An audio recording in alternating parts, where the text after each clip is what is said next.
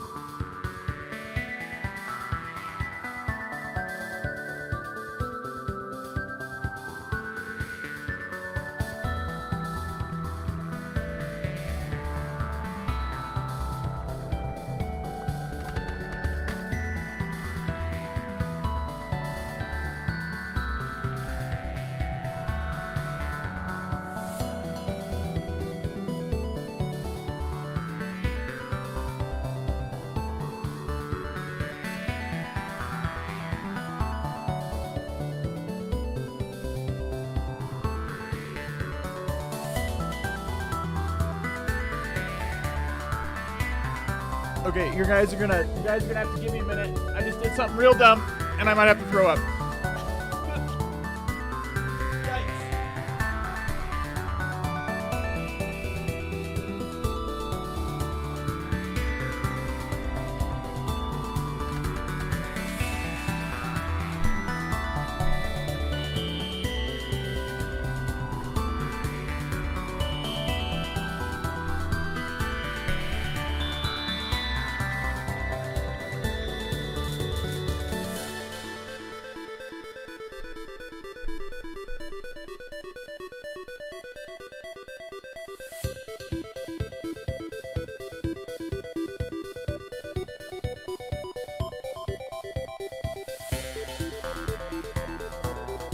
A hunter must hunt.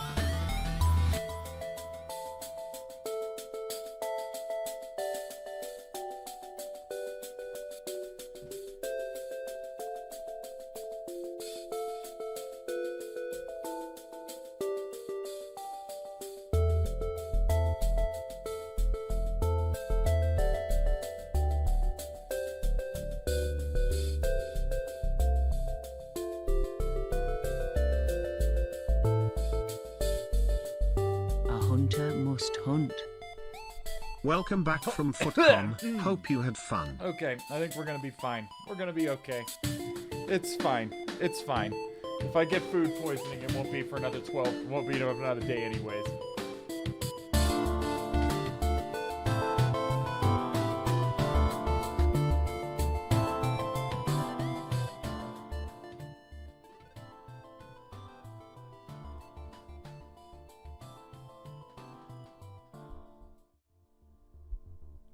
Okay, how we looking? First stream back.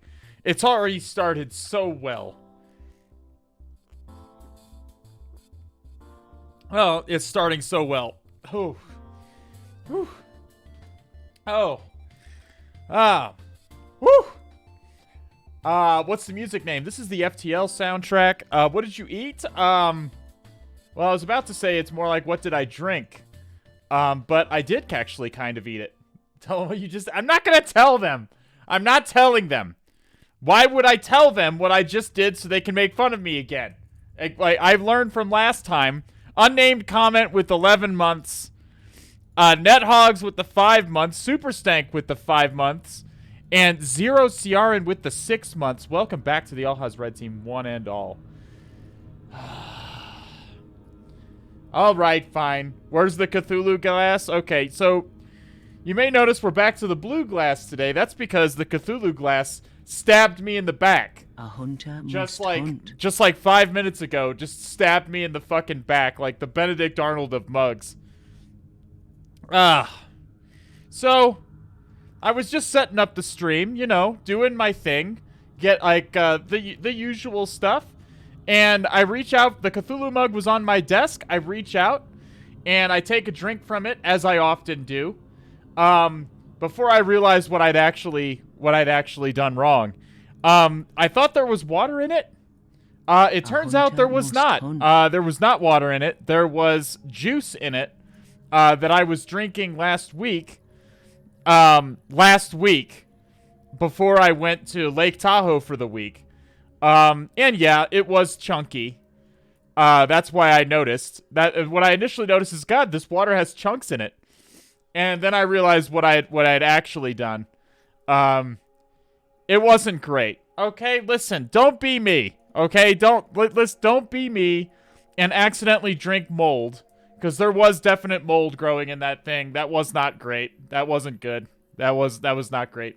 This is a little bit fermented. Yeah, if the pomegranate juice went long enough, it'd become pomegranate wine. That's definitely how that works. This guy who I have never purposefully eaten mold. Okay, listen.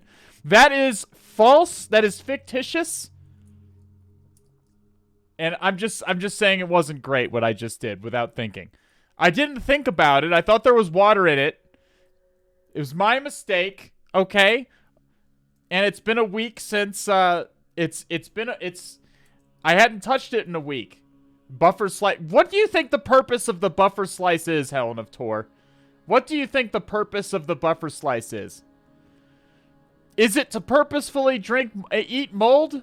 No. No, I'll answer that question for you. GoPro with the 13 months.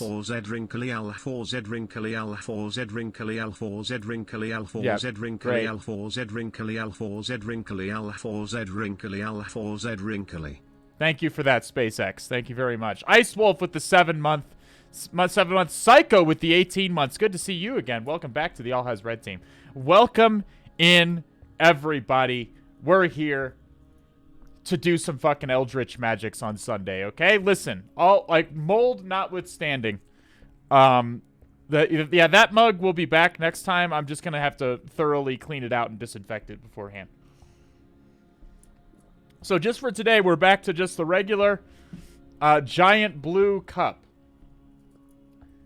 Any cultists hit up ShmooCon this weekend? I was thinking about attending because it's a short jaunt for me, but I also had the OSCP hanging over my head. We didn't. I went to FootCon this past week, so I did not. It overlapped with ShmooCon, so I picked the one that was more important.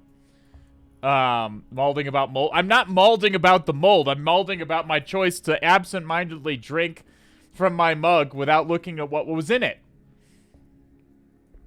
What are we doing today, Mr. Hacker? Hacking the Gibson. We are not hacking the Gibson today. Today we're gonna. I think I had planned to do some TryHackMe. I planned to do some TryHackMe. And I don't know. Today's just Funday Sunday. We're just gonna chill. We're gonna chill, do some funny, some fun, chill stuff today. Chiragartani bringing us 5 new cult initiates. My goodness, Garrot, Angzakwika. Oh my God. M7MD3 Bizes. I know it's leet speak, but it gets hard to read when you have that many. Jay is Thuman, Leroy, and Coco Loco Popo. Welcome to the All Has Red team, my friend. Thanks for supporting the stream. Star was here a minute ago. Where did she go? Is she here? Sweet pea.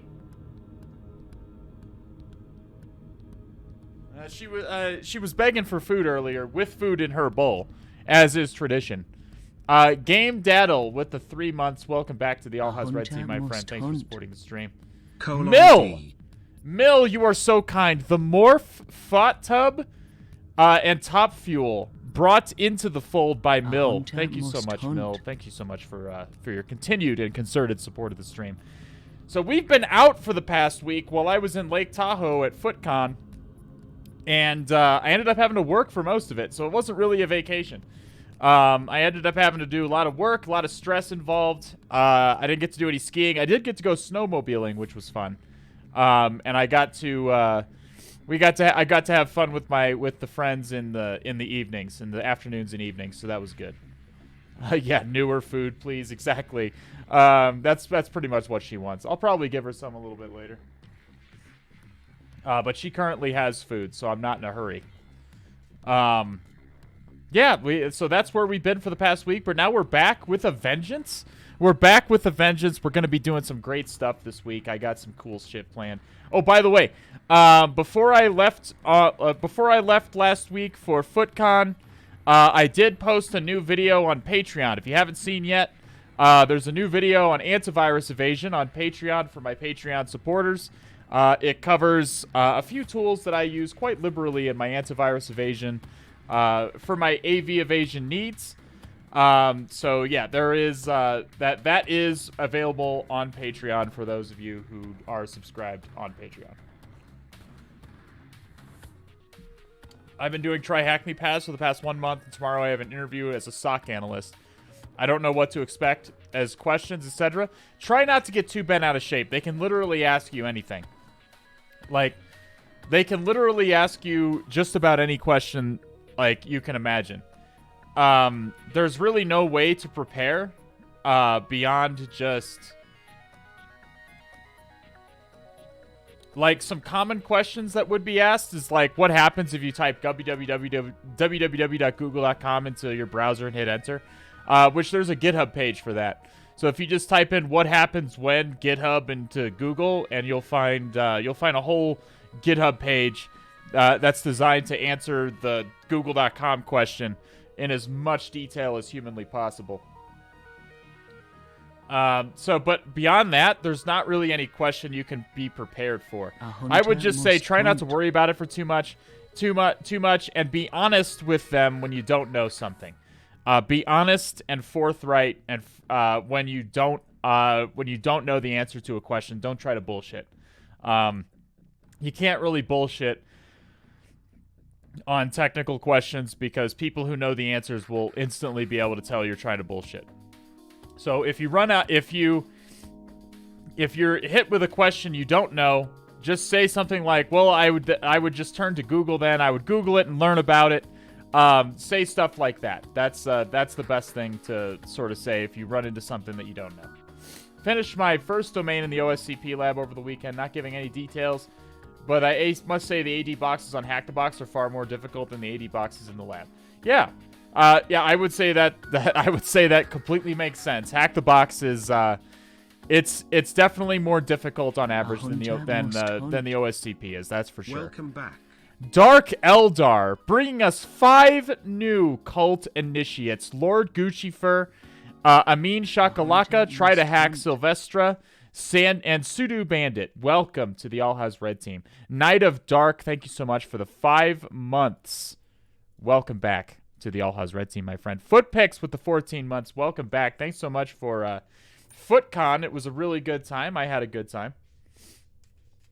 Do you think it's better to go for EJPT rather than Pentest Plus? I think EJPT is probably a little bit better regarded than Pentest Plus, maybe.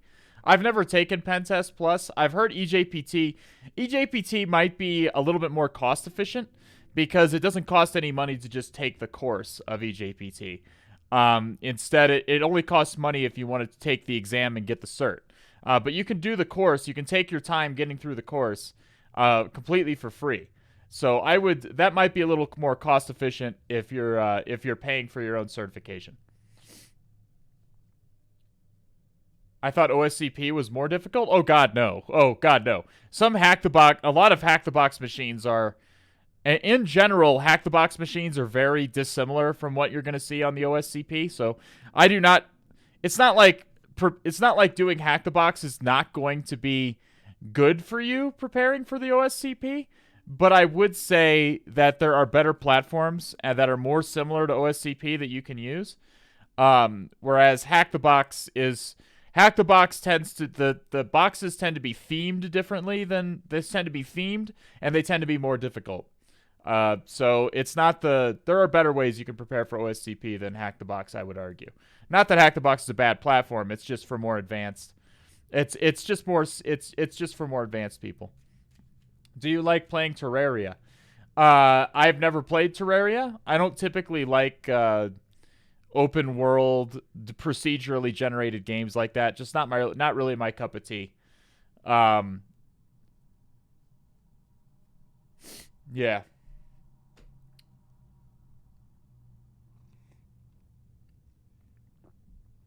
So Proving Grounds or Vulnhub? Yeah, I would say the closest you're going to get to OSCP is Proving Grounds.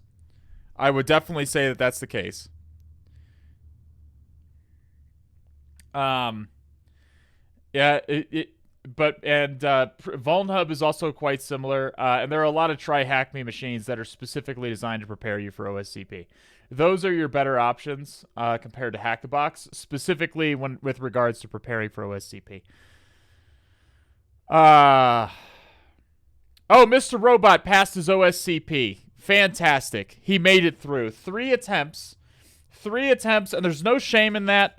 I've heard of pen testers, like actual pen testers taking like 5-6 attempts, as many as 5-6 attempts to pass OSCP. There's no shame at all in taking multiple attempts to pass OSCP. Super glad that Mr. Robot has finally overcome that gauntlet. He should be very proud of himself. Well done, Mr. Robot. Sharma G, welcome, my friend. Good to see you. Good to see you. How's Elden Ring going? I only played a little bit of it last night. I decided to do some routine maintenance on my PC last night. I played a couple hours of Elden Ring, and then I decided to close it down so I could do some routine maintenance on my PC. It's been acting up recently, and I just wanted to try and like not. I didn't want to re-image it yet. Eventually, I'm gonna have to re-image this thing, but it's too much work to try and re-image it right now, especially with the stream going on. So I ended up. I ended up doing some other stuff, doing some other stuff to it. Firefox in particular had been acting up. Like for some reason, I lost all my bookmarks. It wasn't loading my profile correctly, so I just reinstalled Firefox and set up all of my and that sort of thing. Ran CC cleaner, you know, the usual stuff you do to clean up your PC. Just wipe out temp files and that sort of thing. But so yeah, I did do a couple hours of Elden Ring last night. Let's see, where am I? I got the 2 halves. The second, I did the castle in the north of the Giants region. And I got the second half of the disc that unlocks the Halig tree.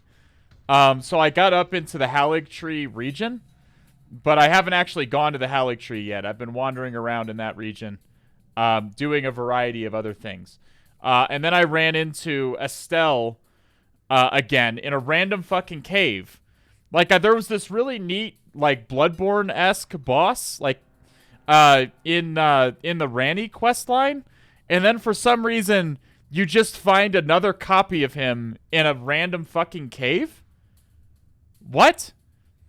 I say he's a copy, but he basically was a copy. He just had like a couple of moves that were new or altered. So yeah, I beat that guy, and that was all the Elden Ring I did last night. It was probably an hour or two I played for. Chad B. New bringing us Carisha to Root and Inside Sources. Welcome to the All Has Red team. Thank you so much, Chad. It's great to see you this week. So what's the plan for Bounty Con? James tweeted about it. What do you mean Bounty Con? I have no idea what you're talking about. I literally don't have a foggiest clue what you're talking about. Dab Con? Bounty Con? What are we talking about? Hang on, we're gonna find out. I don't do bug bounties usually. Bounty Con. Meta bug bounty. Okay. Well, I don't really do bug bounties. I don't really know what that is. But I'm not gonna but I would say it's yeah, if you wanna take part in Bounty Con, you should definitely do that. Remember next time to bring more chocolate donuts? You mean to I didn't buy the donuts. You brought them, Oreo Bite. Which by the way, I was very grateful for, in fairness.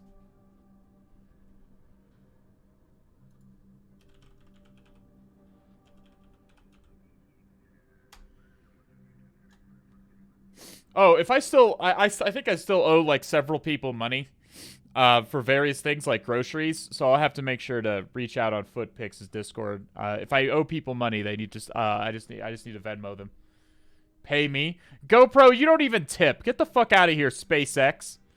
I bet he's in his fucking SpaceX hoodie at this very moment. He basically never took it off. He's in the fucking hot tub with a SpaceX hoodie on, and we're just like, "Hey, can you tell where GoPro works? Can you tell where GoPro works?" It's very subtle. Never tipped. Yeah, he doesn't tip. The guy like we went to a restaurant on day one that had like included gratuity, which in fairness I don't really like because it's always in tiny little print on the receipt. So you end up giving gratuity twice in some cases, which sucks if you're not paying attention. But GoPro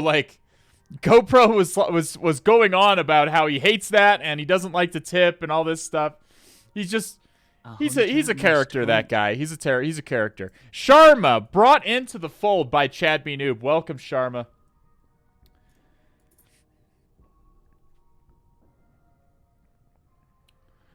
Is that a requirement or how you did it? What do you first fail is 1 month wait, second. Yeah, there's a required cooldown period. There is a required cooldown period between OSCP fails. They just want you to make sure you're prepared for your next attempt. That's all. That is all. Are you our mentor? I am your mentor. I love to give mentorship. That's why I'm here, to give you mentorship. And I'm just about to do that once I stop like just talking with chat and get on with the words of the day. Quam Q with the 15 months. Welcome back to the All Has Red team. I am doing good. Thank you so much. Much love, man. Hope you're keeping good. I would tip them better if they wouldn't take 18% themselves. They lose. I mean, I halfway agree with you. But I mean, in my opinion, we shouldn't have tips in the first place. You go out of the United States and then all of a sudden nobody tips. And that's because other countries, surprise, surprise, force their restaurant owners to pay their workers a living wage. I know. They haven't ascended to this late stage capitalist American dystopia that we have happening over here, in which it's considered okay for restaurant owners to pay like below minimum wage just because the waiters are expected to get tips. So yeah, there's freedom for you. And the only reason that we do that is so that the price of the food can be made artificially lower, just so that you can pay 20% more when you have to tip them. It's really fucking dumb. At the expense of the workers, because they don't get tips sometimes. Because some people like GoPro don't tip them. So it's purely exploitative. I know. We're stunned. We're shocked that capitalism has become exploitative in literally any way. We're all shocked. So what do we want to talk about today with modern hacker news? And I think that there's one thing I actually want to talk about. So let's head on over. We're going to talk about Lapsus. Who knows what Lapsus is? Who's been hearing about this? This is what's been going on the last week or so. We're going to talk about Lapsus. So Lapsus is a just kind of came out of nowhere, right? Just kind of like literally came out of nowhere. And as like one of the most feared like hacker gangs out there. They're not like an APT. I don't think so. I don't know if they're classified at APT. They might be. I don't think they have any nation state backing or anything. I think Jiframe, I think the majority of them majority of their operations have been out of Brazil. Is my understanding. But the reason I'm bringing this up is that there's one kid. Their leader is in England, and he's like 16. I'm only on bleeping computer for this, so hopefully they'll say. I don't remember what his name is. Here we go. One of them is a teenager. No aliases have been released, but the real identities of some Lapsus members had been known for a while, as they'd been doxxed by rival hackers. So that fellow criminals sort of doxed them and revealed their identities to the authorities because they were jealous. They were gelling like felons. One of them is a teenager using the alias White Breach or Breach Base, a 17-year-old known from Oxford, England, who's believed to have accumulated over 300 Bitcoin, around $13 million at today's value, from hacking activities, SIM swapping being one of them. So, allegedly, White lost a good portion of his fortune gambling and leaving their system unprotected, allowing it to get hacked twice. So, what does this mean? So why do I want to bring this up, okay? I want to focus on this kid, this 17-year-old, who's... And by the way, this group, like, has compromised NVIDIA, Samsung, Microsoft, and Okta. They leaked, like, 30 gigabytes of Microsoft's, like, Bing source code. Bing, Cortana, Edge, and that sort of thing. They just leaked all this source code. Same with NVIDIA, Samsung, and Okta. They've also gotten Ubisoft, they claim, Vodafone, and Mercado. Like, so they've accomplished some shit, dude. Like, they've gotten some shit done. Like, some APTs wouldn't have a rep sheet this long, and this impressive. A lot of it was yeah. But we're not going to go into the actual. Well, we might talk about a little bit about the techniques that they used. But or that they were particularly known for. But what I want to get to is that this guy is 17. He's 17. He lost a lot of his stuff gambling, and he himself got hacked twice. So, is this guy a cybersecurity professional? Is he a big dick gigachad? Well, yes. By definition, he is a big dick gigachad hacker. But would we consider this guy like not a like 17-year-old dipshit? He's definitely a 17-year-old dipshit. Does he even have his CISP? We don't know. He doesn't even have in fact, I can almost guarantee you he doesn't even have his CISP. How can he say he's a hacker if he doesn't even have his CISP? These are the questions that need to be asked. Well, he must have at least his OSCP. He doesn't have any certifications as far as I know. And that's why I'm bringing this up. This guy, this motherfucker, Breach Base or White or whatever the fuck he's being called, this guy literally doesn't have anything except for drive. He just has drive and conviction. And, like, that's it. That's all it took. He just figured it out as he went along. Like, and am I saying that everybody in this chat with the appropriate drive and conviction could have compromised Microsoft, Samsung, Nvidia, and Okta? Kinda. But I'm not saying you should do that. I'm just saying you could. I'm saying you could. You shouldn't tie your... You should not tie your validity as a hacker, you shouldn't tie your own personal sense of self-worth to what certifications you have. Or not consider yourself a hacker until you have OSCP or something. Didn't White have a team, though? Yeah, they always have a team. There's almost never just like a lone agent. There's almost always a team. And stop... Listen, chat, I said specifically that I'm not saying you should do this. You absolutely should not. I'm not saying you should try to hack Microsoft or anything like that.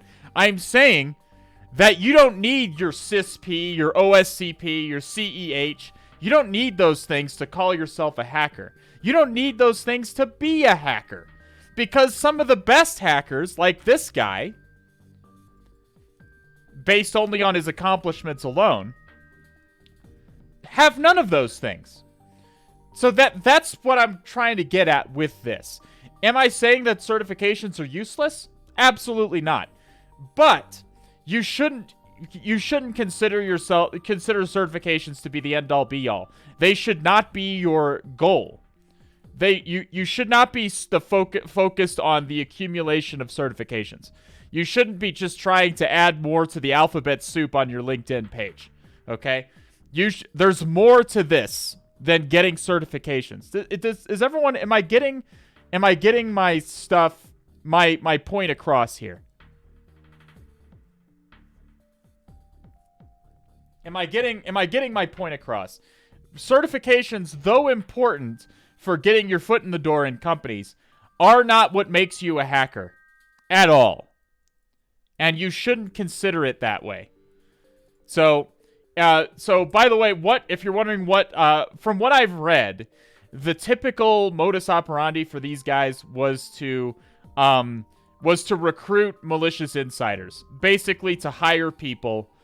It was basically to hire disgruntled employees of Microsoft, Nvidia, Samsung, whatever, and either pay them or whatever to just grant them access to their account, grant them login credentials, two-factor codes, and things of that nature.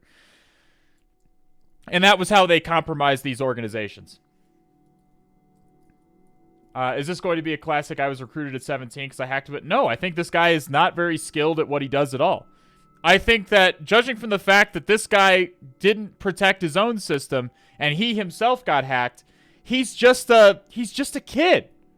He's just a kid. He's not writing the next Stuxnet, okay? He's not some kind of big dick Giga Chad. He just had drive and said, hey, I want to hack Microsoft, and he just made it happen. There is something to admire about that, even if the goal was not admirable.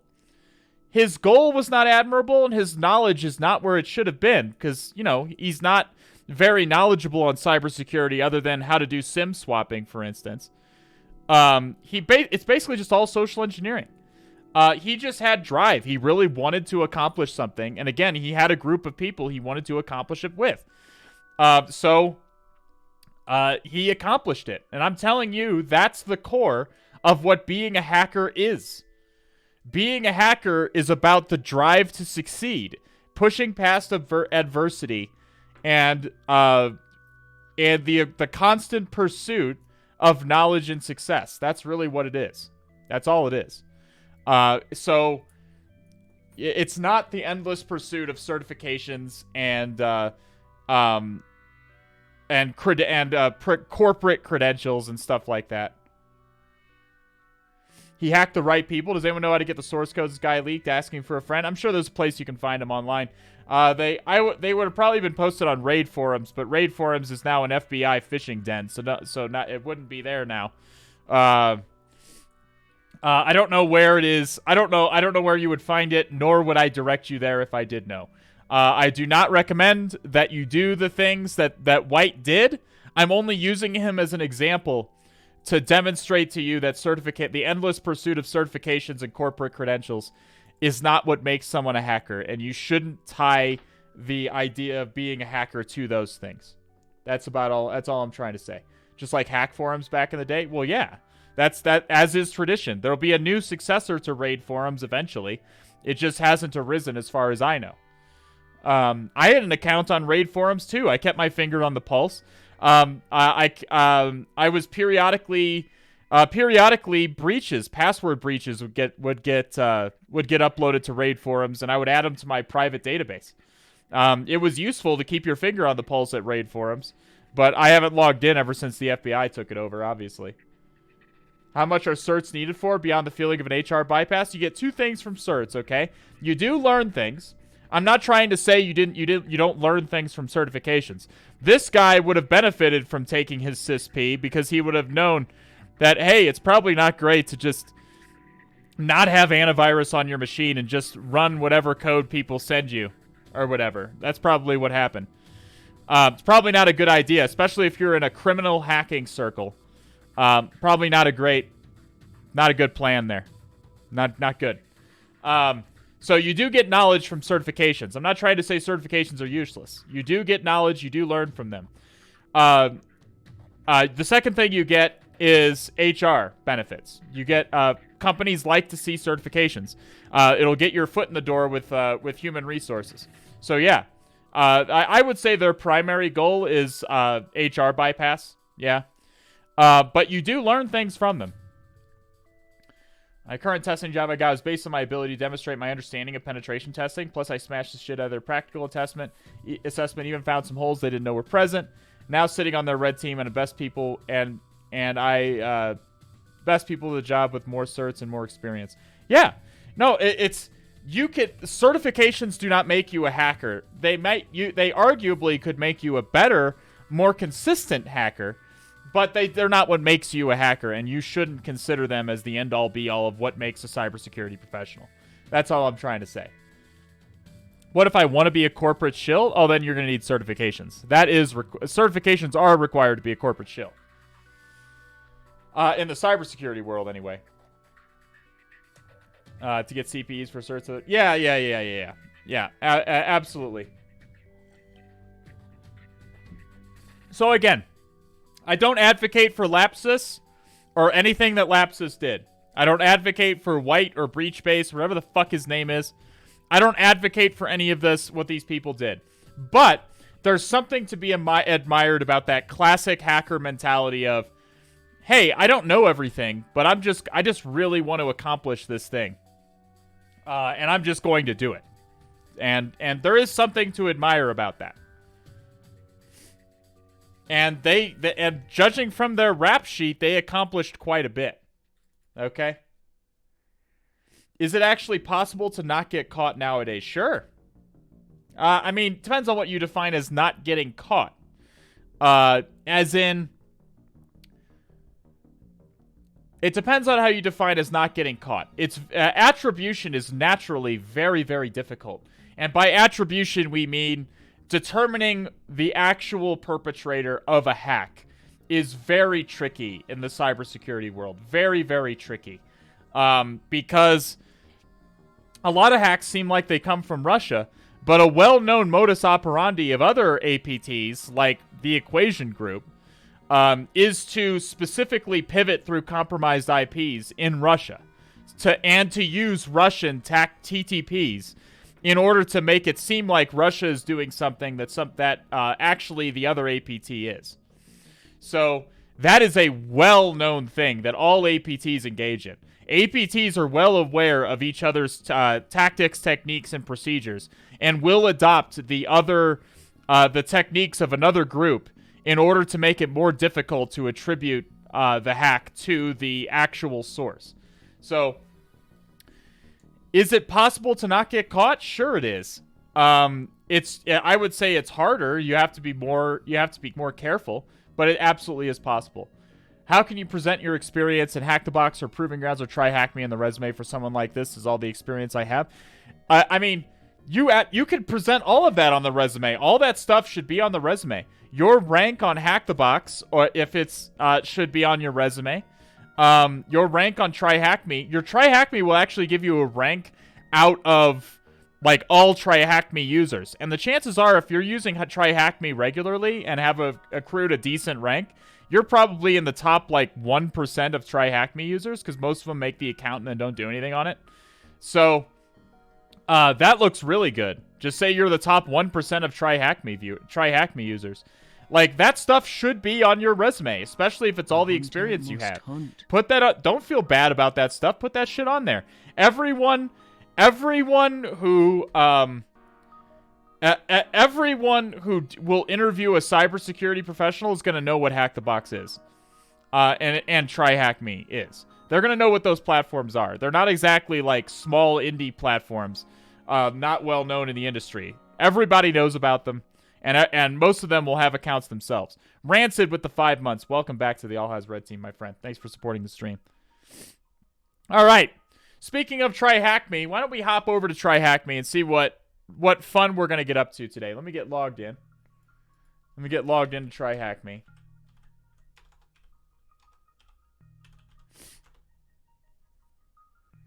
I like the video Alhazred put on Patreon. Donut and Scarecrow is great. Yeah, Scarecrow is very good. That's what the video is on. Scarecrow and also Donut. Scarecrow is a tool for DLL sideloading, producing malicious, executing malicious code through DLL sideloading, which is and Scarecrow is very easy to use and is quite flexible, which is cool. And Donut is used for converting whole executables into executables of any kind, like JScript, EXEs, .NET assemblies, VB script, VBA. All that stuff can get converted into position-independent shellcode, which allows it to be executed through other means. Very powerful tools, very useful. What's with OffSec trying to make more and more money, eventually making it kind of unaffordable? Only 3 months subscription for OS. Now it's worth more than $1,000. I mean, I don't know how much OSCP is charging these days. I'm not actually sure how much OffSec is charging for OSCP these days. I paid about $1,000 for 3 months. For 3 months of OSCP, 3 months of lab time and the OSCP exam when I took it. But that was back in 2017, so it was a while back. I can just say that OffSec is a company and they want to make more money. I don't know what to tell you. What's with them trying to make more money? They're a company. They want to make more money. I don't know how much they're charging now. Those prices that you're listing seem a little bit ridiculous. Those seem like a little hyperbolic. I don't think they're charging that much, but I could be wrong. I'm just logging into TryHackMe here. Let's remember to do the CAPTCHA, because I always forget the CAPTCHA.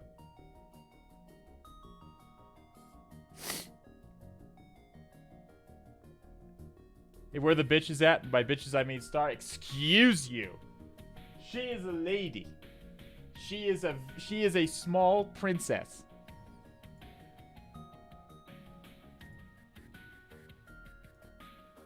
Okay. TryHackMe is logged in. Let's go to... Just make it bigger.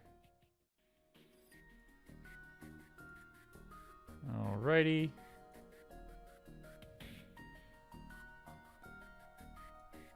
Let's do Funday Sunday. So typically on Funday Sunday, we take on a wide variety of machines, whatever seems fun. We like to learn things, but we also like to chill out. It is Sunday. We're chilling out a little bit, okay? We're chilling out a little bit on Sundays. I paid about $1,500 for 3 months. That sounds about right. Again, I think that you said like $5,000 for a 3-month subscription. That seems a little bit no. I can't imagine why you're paying $5,000. By the way, $1,500 for 3 months. That's lower than Honestly, Sans makes that look like fucking chump change. Like, complete chump change. If you're gonna do Sans, you're in for 7-8 grand. Like, for a Sans certification. Like, OSCP is still cheaper than most of the other stuff on the market. Is it more expensive than stuff like PNPT or CRTO? You betcha. But that's just because OSCP has more brand recognition at this point. I know they offer like a full year subscription. I don't know how much they charge for it. That would probably, I could see that one being $5 grand, but you really shouldn't be paying for $5 grand for a whole year's subscription to OSCP. You really shouldn't be doing that. If you're gonna take OSCP, then take OSCP. Let's do challenges, difficulty. We'll start with a medium box and see where that takes us. Is there any box anyone in particular wants to see? Have we done Ultra Tech? I feel like we've done this box. Yeah, I've done this box.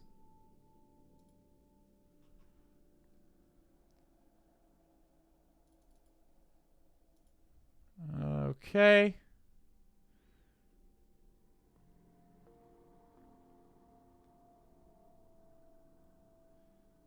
We'll put Watcher in there. Uranium? Everything, all courses with unlimited attempts to the exam. Well, yeah, if like all courses, fuck yeah, I can see. Okay, I can see why that would be $5 grand. But why why are you complaining about that cost? By the way, if that's all the courses and unlimited exam attempts, that's still cheaper than a SANS certification. That's cheaper than one SANS certification.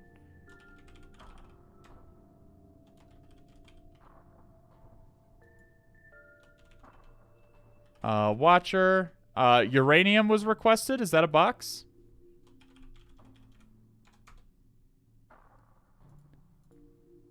Uranium CTF. Phishing. Interesting.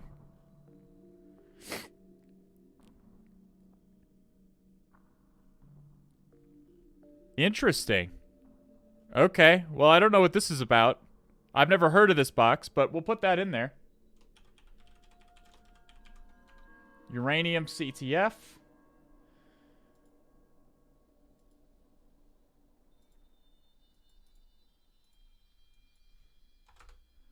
Pick some other ones. What was that box that Tibbs did the other day? And by the other day, I mean I think last week. Was it The Great Escape? I think it was The Great Escape.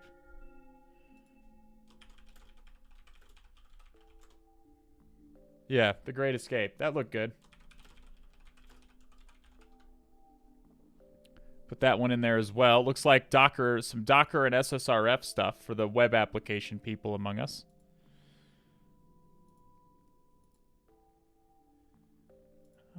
Challenges.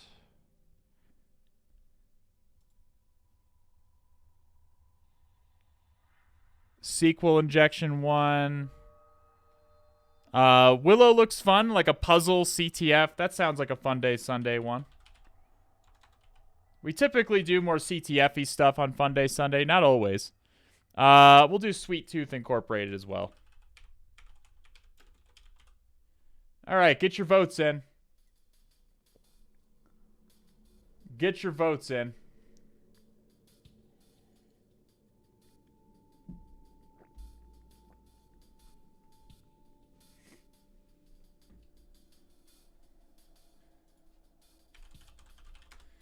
What do you think about Kaspersky getting kicked off HackerOne? I have heard some whispers about Kaspersky. I know when we worked, I mean, I can't say that they're actively malicious or supporting Russia or anything like that. I do know that when I worked for the NSA, we did not trust Kaspersky at all. We absolutely, none of us would have installed Kaspersky in our machines, and we never would have used Kaspersky. That was when I worked for the NSA. So, the NSA is well known for its paranoia. You worked for the NSA? Yeah, briefly. That was when I was still in the Air Force, and I worked, I was on a cyber mission team, which is a sort of a threat hunting, a mobile threat hunting detachment, working with the NSA. And I can say that we didn't trust Kaspersky then, and I can definitely say that I wouldn't trust Kaspersky now either. How is the pressure there? I don't know. It was like any other job I've had. What really sucked about it is that everything's overclassified there, so you can't really. You had to be in their super skiff every day. You had to go through a fucking polygraph test every year. It was just a pain in the ass.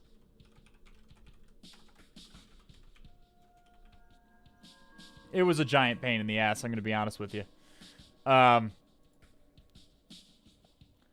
antivirus did they use? I'm not going to I can't tell you. I can't tell you the inner workings of the NSA, my dude. I'm pretty sure that the actual FBI would show up at my the actual FBI would kick my fucking door in. I can just say it wouldn't be Kaspersky. Have you met Snowden? I never met Snowden, no. Nor did we like him very much when I was there.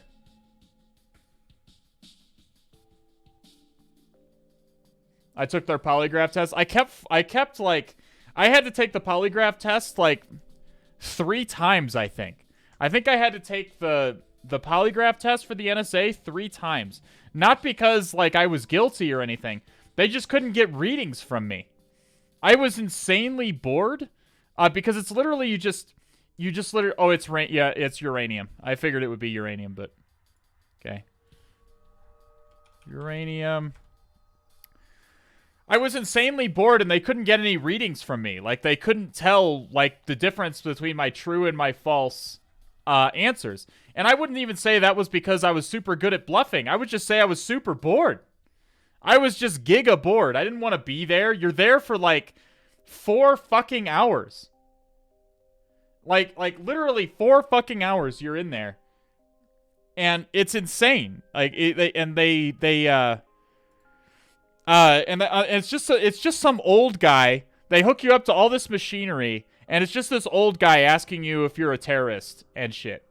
And like I was just so insanely bored. And apparently they just couldn't get any readings out of me at all. They also have you like 4 feet from a blank wall. Exactly. Like again, you're sitting in this basically empty room with this guy at a desk with all this machinery hooked up to you, asking boring fucking questions. And yeah, apparently I was not super engaged by that for 4 straight hours. Helena Torres said this is a stink bug, but believe me, this is a cockroach. That's a great game, my dude. They're talking about Cockroach Poker, which is a board game we played several times over the last week. All right. Did you ever get the urge to say yet? No, I wanted my job. Killer2224. The whole exercise seemed very stupid to me. It seemed very silly and security theatery. CD TryHackMe. Victor Uranium. CD Uranium. A hunter must hunt. Emux, new, TAC S, Uranium. Excuse me. I gotta sneeze. Or blow my nose at least. Want to start oh, I should start Stream Raiders. You're right. Sorovi with the 10 months. With the tier 2 for 10 months. Welcome back to the All Has Red team, my friend. Thank you so much for supporting the stream. Stream Raiders. Is Stream Raiders not installed anymore? Or, because I ran CC Cleaner, was Stream Raiders removed?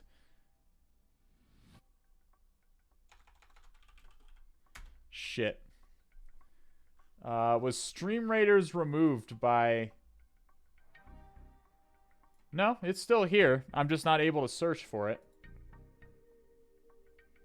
Or it's not showing up in Cortana, I should say. There we go. Are you a terror? Funny you should add. Yeah. They got really wrapped around the... I can't remember. There was one question they had to ask me like a million times because apparently they couldn't... Apparently they were picking up a reading or whatever, but there was no difference. Like I was Like, it was basically, all the questions were, in this version of the polygraph, with basically just, are you a terrorist? And I just kept saying, no, I'm not a terrorist. Have you ever, I think the question was, you ever intentionally caused damage to a government computer system? Which I have not. But they kept being like, no, you're getting like, there's like a small blip. I don't believe you. It was dumb. It was dumb. What were you wearing underneath the sky goggles that make you look like a cephalopod? Oh, that was I have a Cthulhu ski mask that I was wearing when we went snowmobiling. What is your rank in TryHackMe? I'm in the top 1%, apparently, according to my TryHackMe. Show the ski mask? I don't know where it is at the moment. Hang on, let me go find it. The machine's still starting up anyway. Let me go find it. It's in my stuff yesterday. It's in my stuff from the weekend. I haven't unpacked yet. Where did I put it? It's not in there.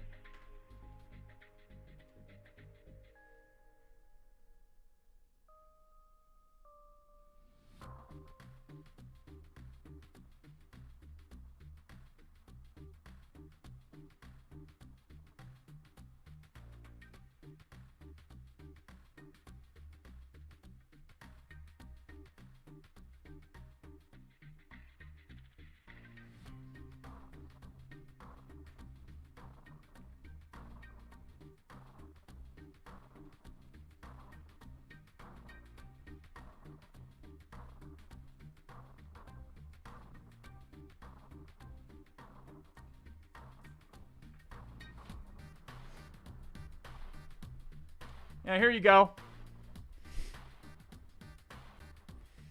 This is my Cthulhu ski mask. And I wore this with my goggles when we went snowmobiling. So there you go.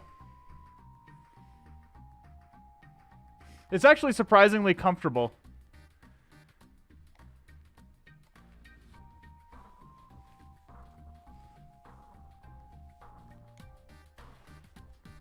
It's actually surprisingly comfortable. It was pretty great. It's important to wear ski masks to protect yourself from the sun when you're up there. The sun is a real and present danger up there. Okay, so let's connect to the VPN.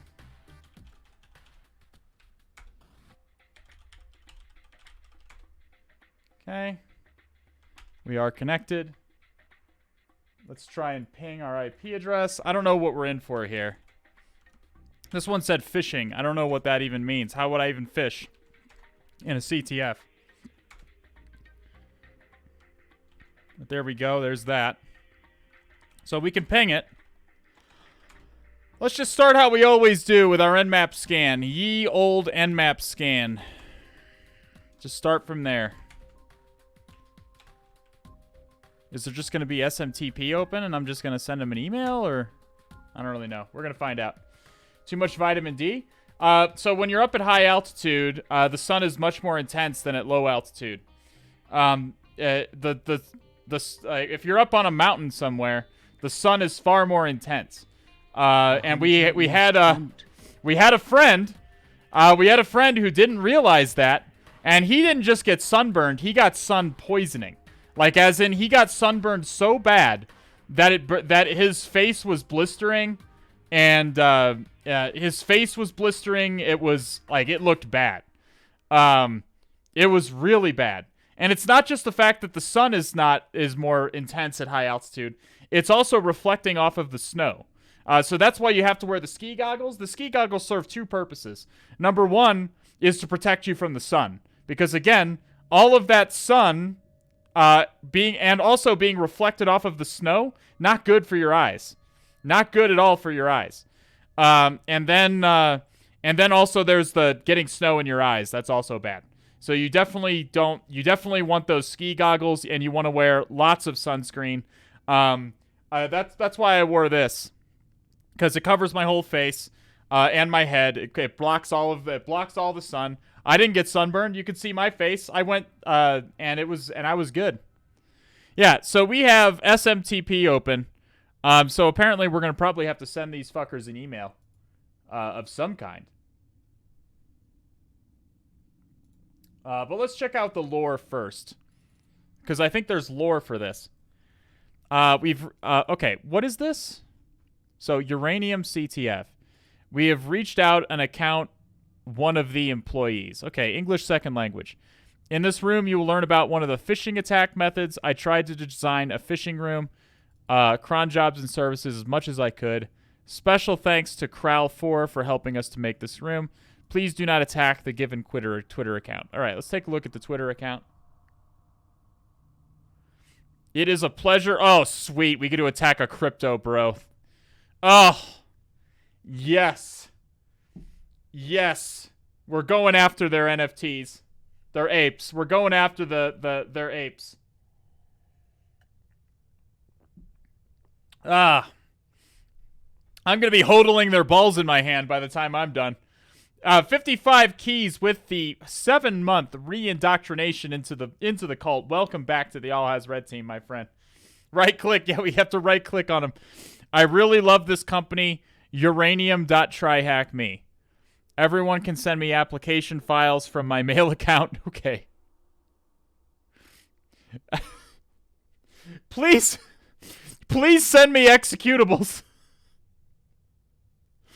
Please send me executables. Just make sure to name them applications so I definitely click on them. I open and reveal all applications one by one in the terminal. Mail business started. We get his desktop here. Okay. So, total to see exactly. There's a little bit of a suspension of disbelief here, okay? A little bit of a suspension of disbelief. But something to note here is this domain name. We're probably going to want to go ahead and add that to our Etsy hosts file. I'm assuming that's going to be relevant. He's a crypto bro. Exactly. So what you're going to... This is actually... It is actually more realistic. It is actually more realistic if you consider the fact that this is a crypto bro, okay? Crypto bros know fuck all about technology. This is the reality of the matter. These people, they're actually the most dangerous kind of person in this regard because they think they know a lot about technology, but they actually don't know. They actually know fuck all. So, yeah. Crypto bros are cringe. Okay? Very cringe. So sudo vim Etsy hosts. Let's add this to our Etsy hosts file.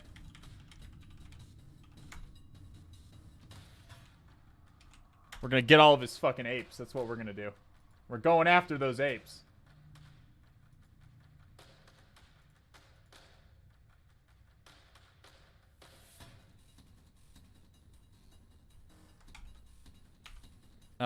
Uranium and uranium.TryHackMe.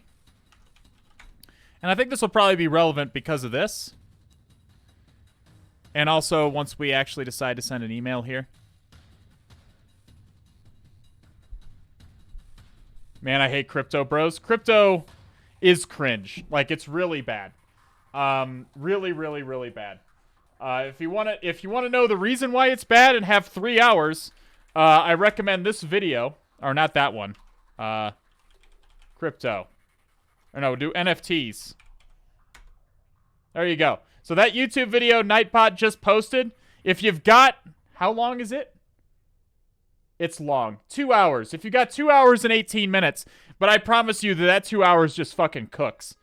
I promise you that 2 hours just fucking cooks. And after it, you're going to know everything you need to know about crypto and why it's garbage. Why it's all garbage, why you should never invest in it, and why you should distrust anybody who tries to sell you on any crypto thing or NFTs. Say that to my crypto Lambo. If you mean like a hypothetical Lambo, then yeah, I will say it to your hypothetical non-existent Lambo. Crypto is yeah. So crypto is Mary Kay or is Herbalife or it's literally those things, but for tech bros who think they understand technology but don't. All right, so ping uranium.TryHackMe. Okay, let's check out the web server.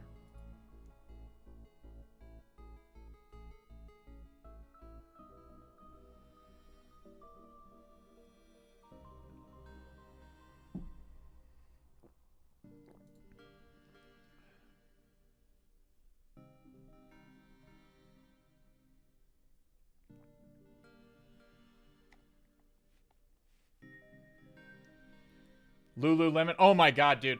I used to live on I mean I used to be in the military, so I used to live on a military base, and I'll tell you that those MLMs go after the military wives super hard. Oh my god, it was terrible. I didn't even have a military spouse. And I had friends that were like, I had friends whose wives were into Lululemon. And were into, or LuLaRoe. LuLaRoe. You're talking about LuLaRoe, not Lululemon, I think. Lululemon is legitimate. But LuLaRoe is the MLM one. The MLM one. I had friends whose, I have friends right now. My friend, Brick, fucking Brick, tried to recruit me into Amway last month. Like, this was recent. Not Brick. That's his call sign. His call sign is Brick, okay? Because of how he flies. So here's a fun fact about pilots. When you get a call sign, it's almost never anything cool like Maverick or Goose or Ghost Rider. It's never anything cool like that. It's always something embarrassing. Like a pilot's call sign being Brick. Okay? It's always something embarrassing or meant to mock you every single time.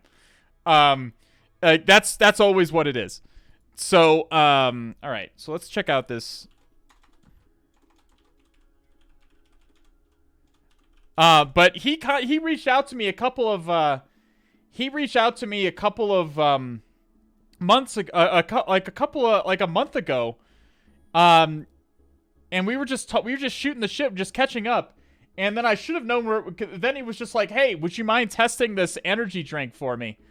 And I'm like, "Wait, what energy drink are we talking about here?" And he says, "Well, it's a subsidiary of Amway." And I'm like, "Fucking out, bro. I'm outie, bro.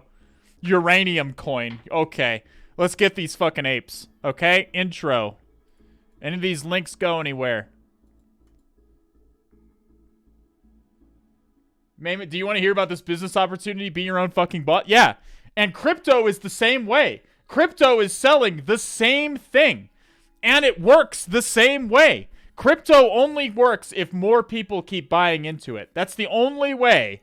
Because if you have a lot of crypto, you actually can't cash it out. Like, let's say you invested in Bitcoin early on. And that now your Bitcoin holdings have inflated to millions of dollars. So you have, theoretically, millions of dollars in monopoly money, in digital monopoly money.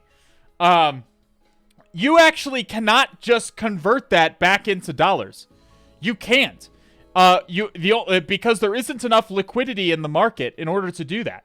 There is not enough liquidity in the Bitcoin market for big holders of Bitcoin to cash out their holdings and turn them into real money.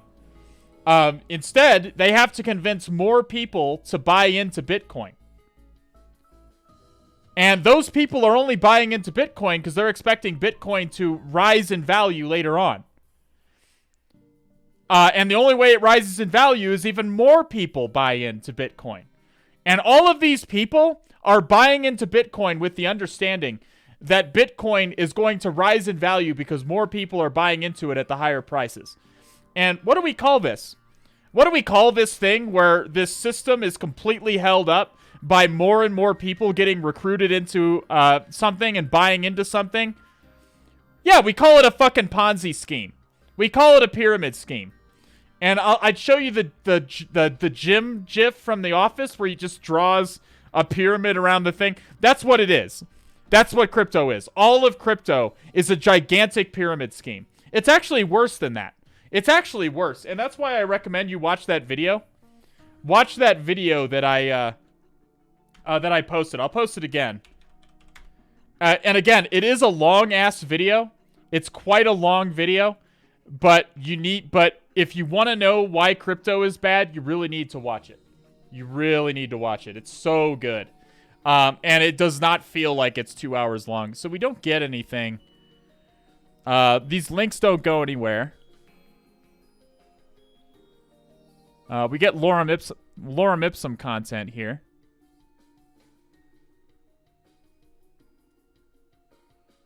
Got some JavaScript here. Sort the deck.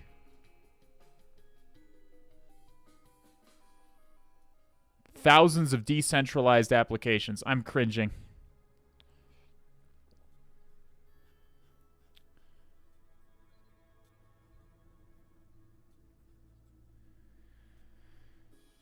What's the Ponzi pyramid scheme difference? I think there's a minor pedantic difference. I don't really know. I'm not here to solve the taxonomic argument of whether Bitcoin is some kind of crazy decentralized Ponzi scheme or an outright pyramid scheme. I'm not here to solve that.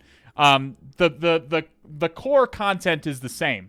That the whole system is held up by more and more people buying into it. And that if any point people stop buying into Bitcoin, it'll just collapse in on itself like a dying star. Okay, so let's run Nmap. Let's do a full Nmap scan. You got me on my soapbox about NFTs and stuff now. Uranium.TryHackMe. So we'll do a full port scan. We'll start GoBuster as well.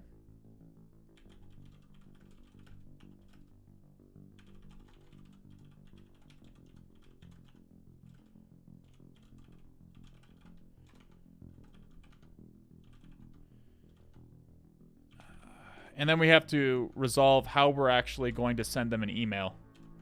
Because I imagine that's probably what we have to do next. Let's just do that. Let's not do any file extensions this time. Okay. So is there like a convenient command line email sending program? Send email, command line Linux. Because I really don't want to, like, install send mail command. Do I have this? No.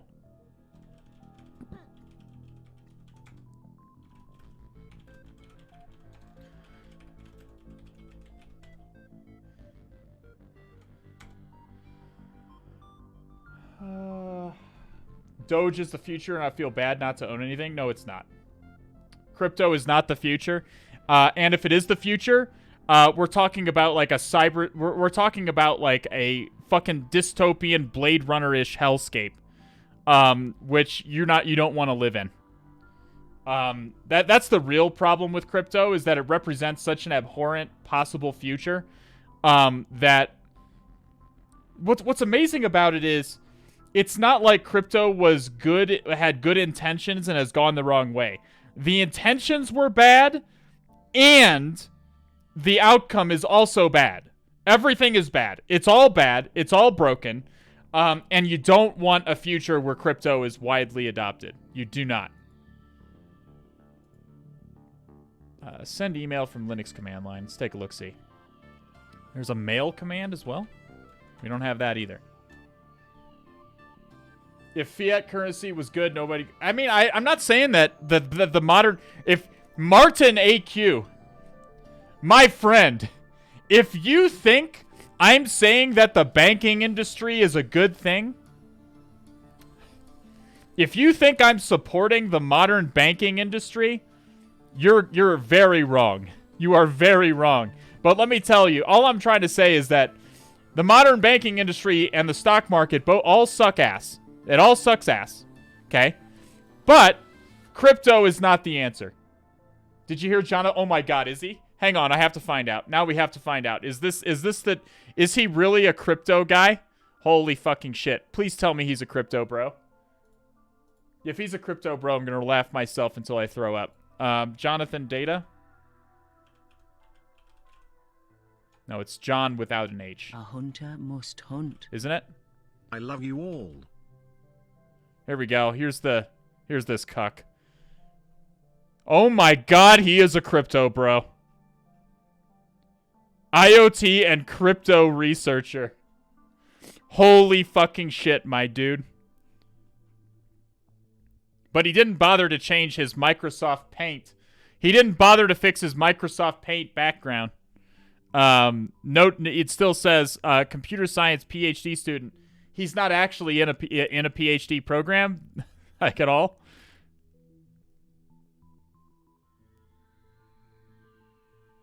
Doing my part in helping secure crypto hardware wallets.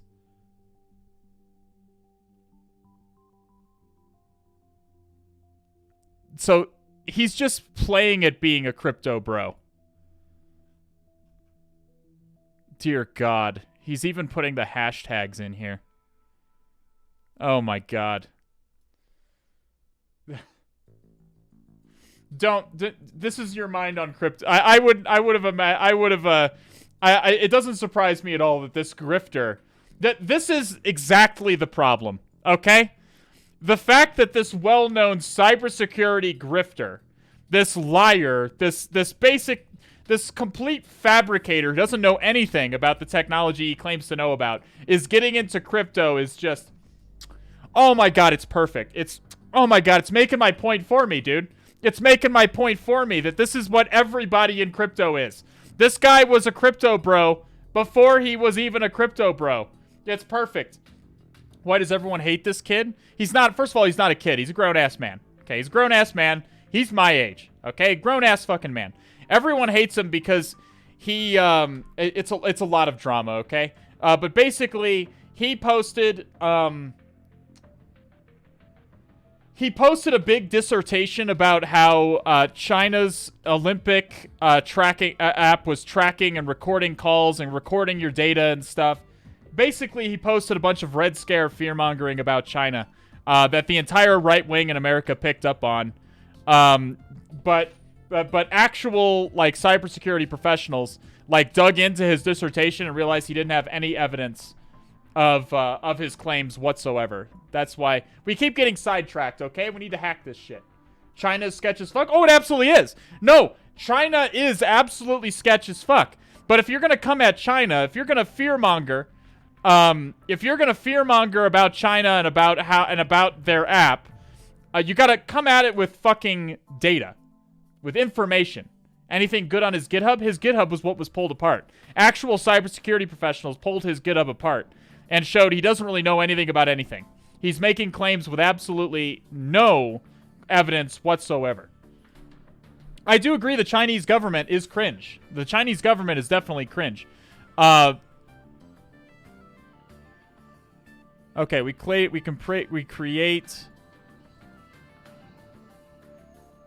Send the email using the following command. Temp email.text. That seems pretty easy. Let's just use this. Sending email from the command line. Okay, so how do I install this? Send mail bin, perhaps?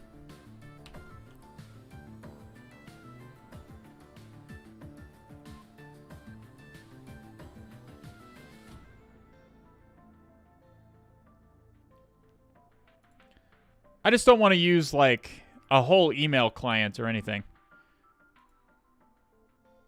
Install send mail on Kali. Would the stuff on your Patreon be helpful, useful for OSCP? I would say my cheat sheet would be useful for you on my Patreon. Yeah. Send mail on Kali. Okay. Send mail. Okay. Let's just do this. Let's do update first.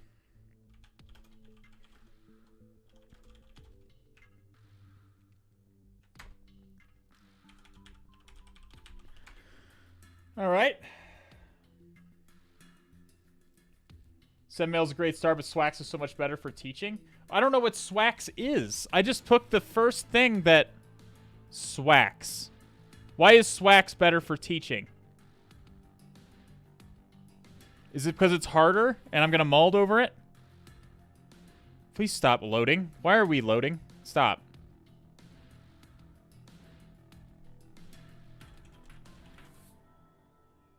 I've never heard of Swax. I don't really send email from the command line very often. What is this? Like, what is going on here? Like, my fucking Firefox is... Okay. Just kill Firefox. I don't know what's the deal with it. Close. Oh my god. What is going on with Firefox? Please close.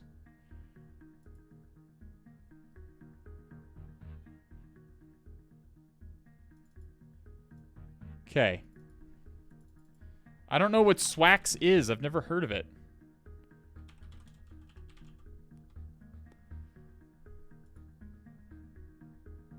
Written in Perl? Yikes. Swiss Army knife. So it looks like this is pretty much what we want.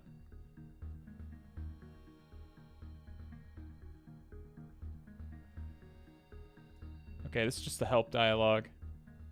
Alright, I guess we'll try Swax.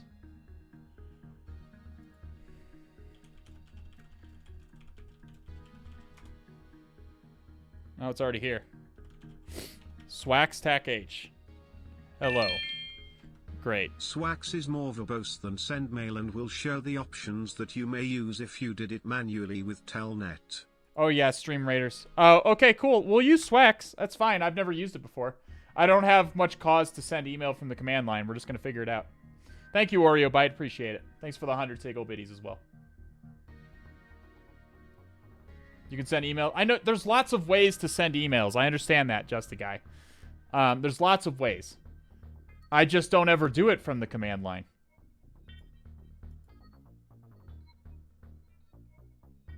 Wait, you belong to Team Endless Love. Why am I on a team? I never joined a team, Stream Raiders. Whatever.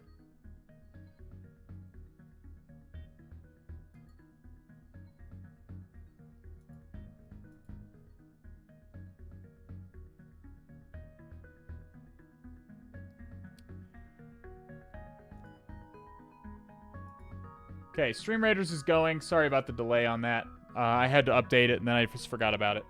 Alright, Swax. How do we use this? How do I send an email with this tool? Swax Kali tutorial. Perfect.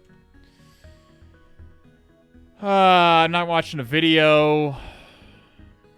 This seems fine. Okay, this is not what I want.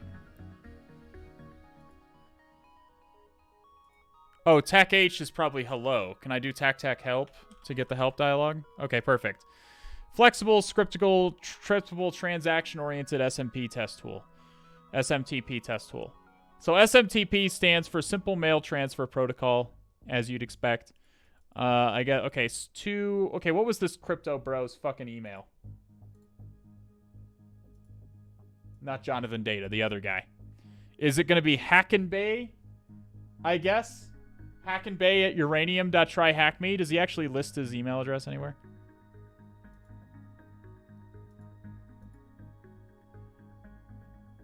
I'm coming after them apes. I want me some bored apes. I'm going to assume it's Hackenbay at tryhackme.com. Okay, so what... Okay, here's the body. Okay, I can give it a... How do I give it an attachment? What's the name of the machine? Oh, it's Uranium. Yeah, let me put it in the... Yeah, I'll put it in there. It's Uranium CTF, I believe.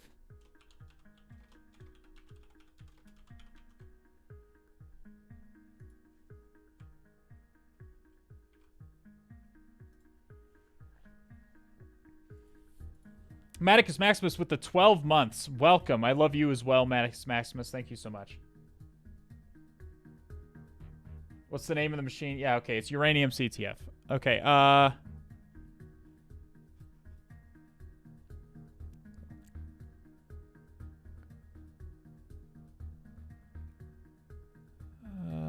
so how do we send an attachment? Is there like...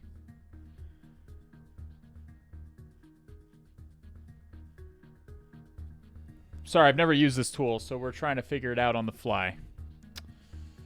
Figuring it out on the fly. So it looks like you can specify... It looks like you can modify basically everything about the email here, which is great.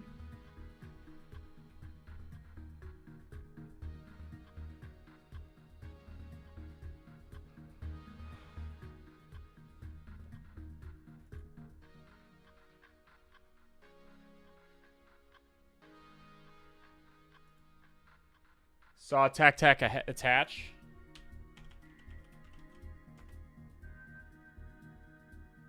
Can I just attach a file?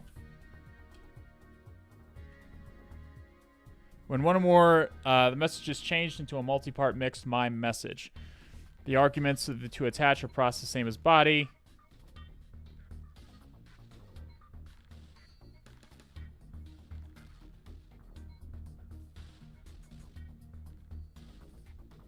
Okay.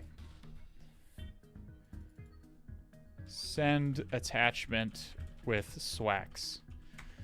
Because there's like multiple... How to use swax? Okay, perfect. This is what we want. Okay, so we'll start by building. Let's make some notes here.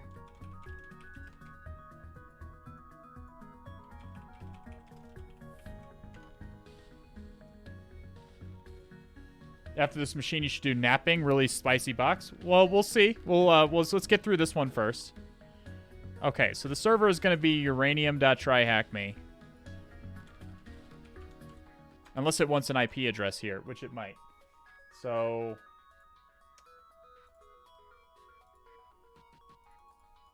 this IP address. Sender. We'll do alhazred@rilya.com.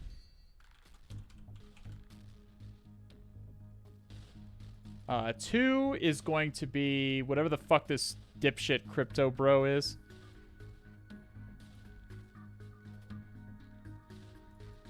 I really think I might do like a personal deep dive into like NFT security, smart contract security.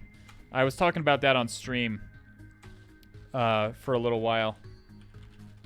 And I think we might start doing some of that. Just FYI. Because I am interested in showing how like insecure smart contracts are and how ridiculous the concept is.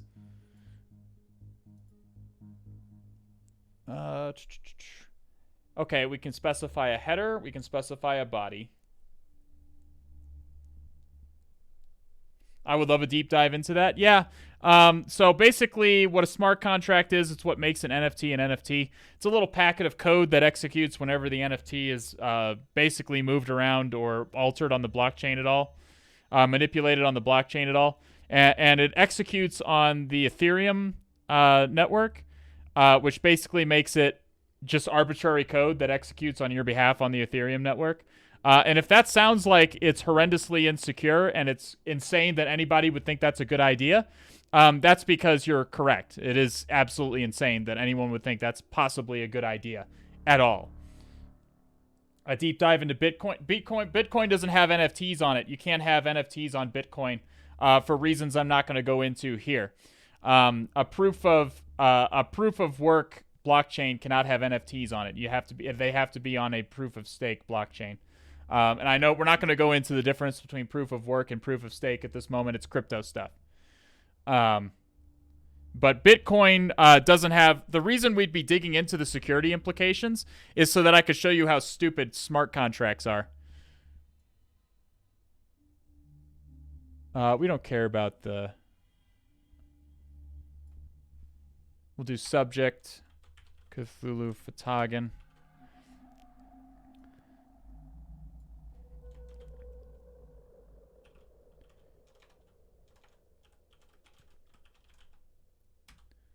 Okay, and then we need to figure out how to send an attachment. Does the base 64 conversion for you. Great for testing message size limits. So you can just like tack attach and then the file. Path to file. We'll do Cthulhu. We'll just do... No, it has to be called... Didn't he say it had to be called something? It had to be called application, I think. It had... So he'll only open a file if it's called application. Okay, so it has to be called that. So let's make an application. So we can... There's one of a couple of ways we could potentially do this. I guess we'll try the MSF Venom route. We'll do it. We'll do it the MSF Venom route. It's fine.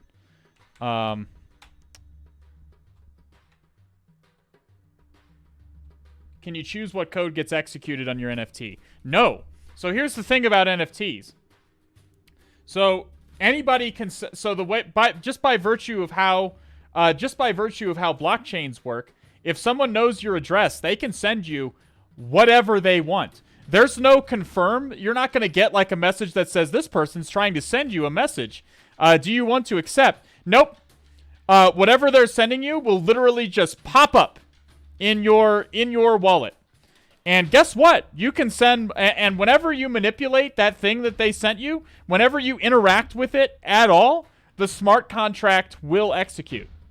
The NFT, if someone sends you an NFT that you didn't ask for or whatever, you can just, if someone sends you an NFT that you didn't ask for, if you try to manipulate it at all, if you try to move it, list it, sell it, delete it, interact with it in any way, the smart contract will execute, and you can have that smart contract do just about anything, including just having it send you all of that person's Bitcoin.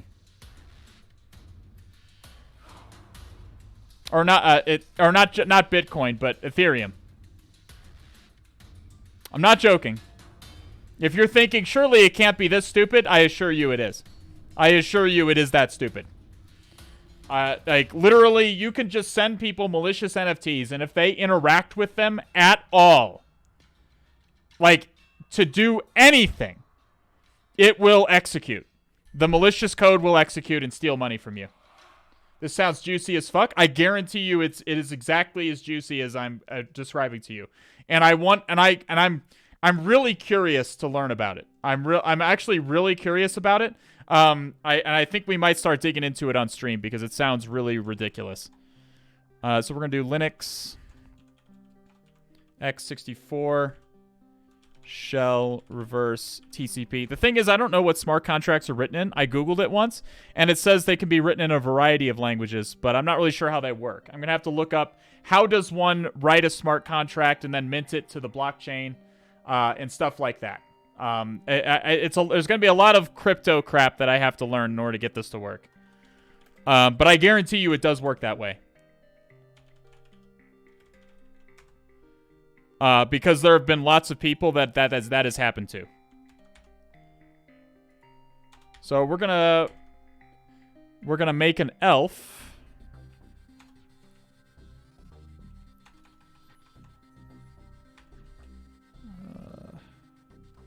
Local port equals 8443. I'll do format elf application. Okay.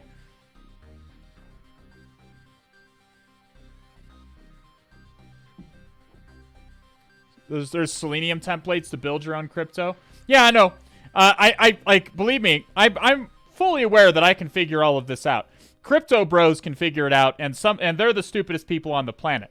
So I assure you, I can figure out how crypto works enough to mint an NFT. I also have friends that do crypto. So I can just simply ask them, hey, how would one, if one wanted to write a smart contract, how would one do that? And my goal with this would not be to steal anybody's money. I could give a fuck about stealing someone's fucking digital monopoly money. I could give a shit about stealing somebody's monopoly money. I don't care. What I care about is mocking crypto. The issues with Bitcoin? Bitcoin has a lot of issues, but you can't have smart contracts on Hunter Bitcoin. must hunt. That's what I'm trying to say. What I'm specifically talking about is smart contracts and NFTs. And you can't have smart contracts or NFTs on Bitcoin. You're absolutely right that Bitcoin is the most legitimate one. And in Gray Hat area? No, I'm not going to steal anybody's money. This would be purely a curiosity security research. And to also just mock crypto. Like how stupid the fucking idea is. Weaponization of NFTs is easily DEF CON talk material? Oh, it absolutely would be. I'd be happy. Like, again, I think it'd be cool to figure it out, work through it. I think it'd be a cool little project. All right, so we have application here. So now if we take...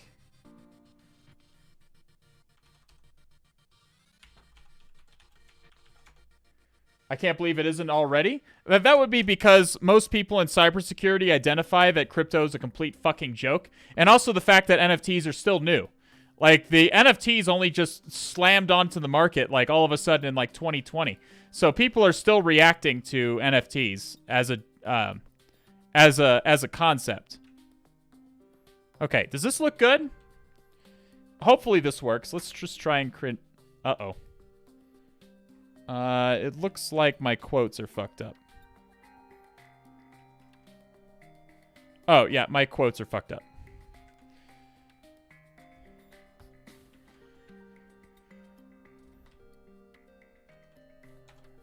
Let's do it with the single quotes. Single quotes are interpreted differently than double quotes in Bash. Let's just make sure we do single quote. Oh, fuck.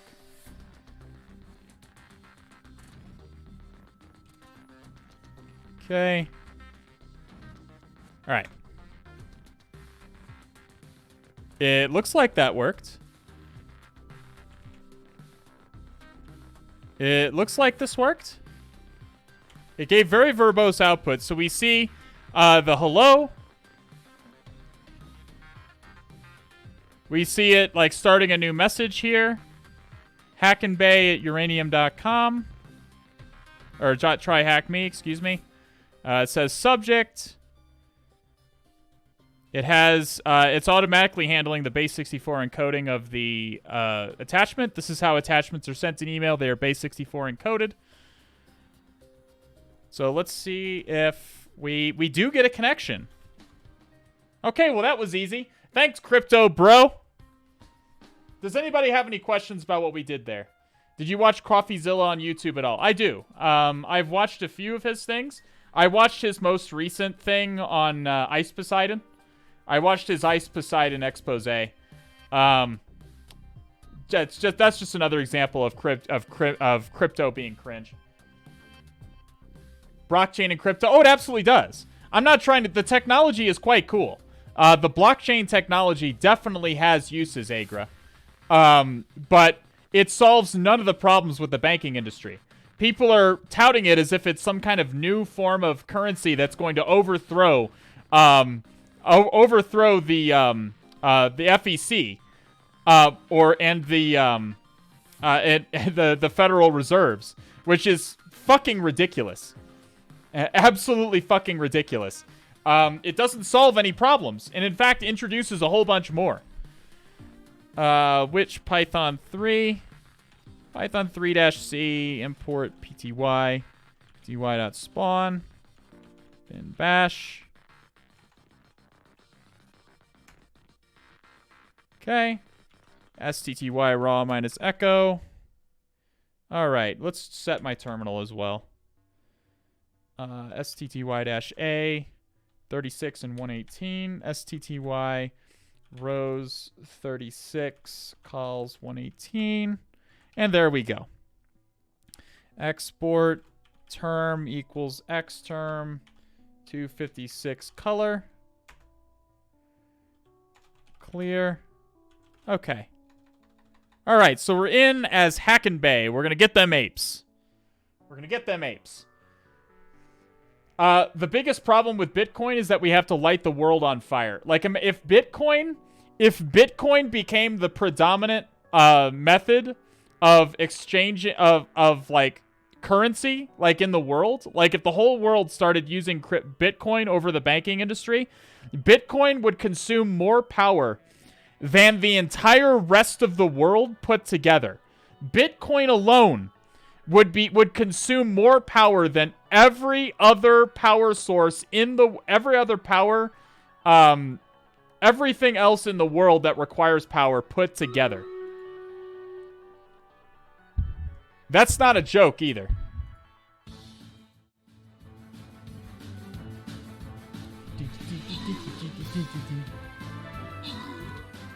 Cambridge Analytica whistleblower who's now shilling crypto.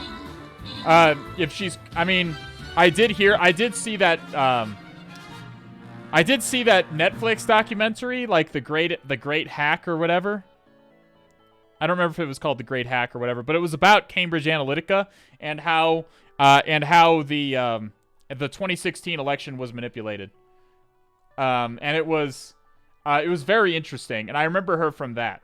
I remember Brittany Kaiser from that. I'm sorry to hear she's turned crypto shill. Kafka-esque with the most kills and most assists. All right, which way are we going? I guess we go down here and get these down here. I hate The Great Hack. I think it's a great, well-done documentary. Obviously, I hate the fact that it had to be made.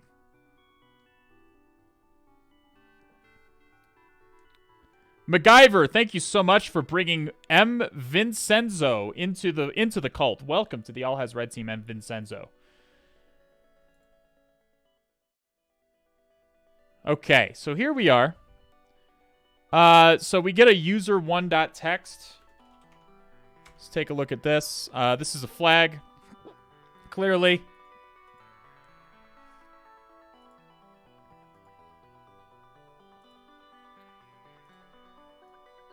Come over here. The required pet. I don't know what that is. The password of the... Okay, this is... Okay, we got this first. Okay. Alright, so there's a few other things we have to do besides just put the flags in. Okay. Put that over there. Alright, let's do... let's look at chat. What's this chat with Kral for? It's an elf. Password. Well, let's run strings on that. No strings, huh? Okay, which netcat? Okay, we do have netcat. So let's come over here. Let's do netcat tech NLVP 8444. And we'll put the output into chat app, I guess. And we'll do netcat. And what's my IP address? 10.2.54.81. Man, I miss my 69. Nice. That was a very nice IP address. 8444. Let's have it wait 3 seconds to make sure the whole file gets transferred. And we'll do chat with Kral. We'll pipe chat with Kral 4 into it.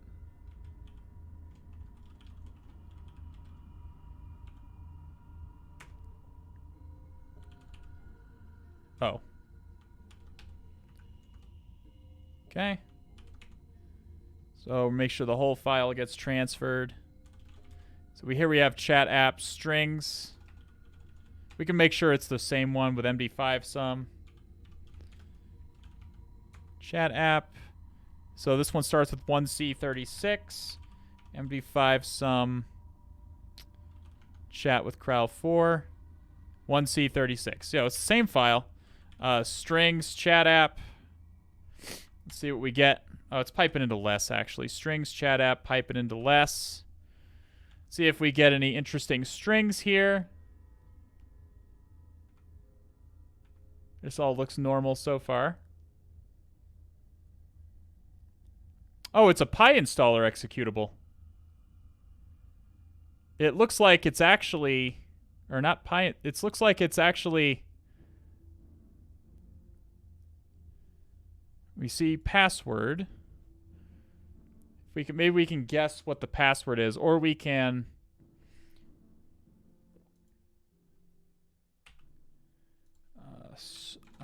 file chat app.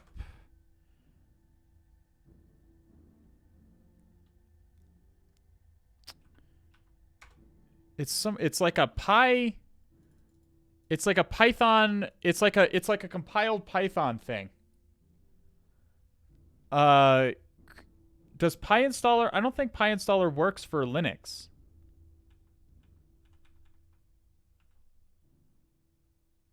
Maybe we can just guess which one of these is the password.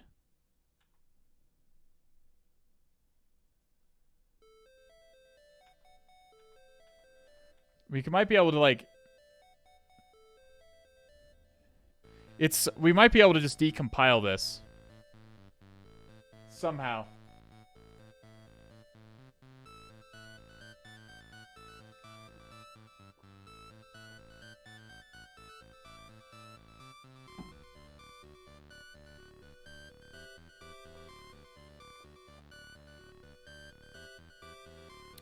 No, it's probably...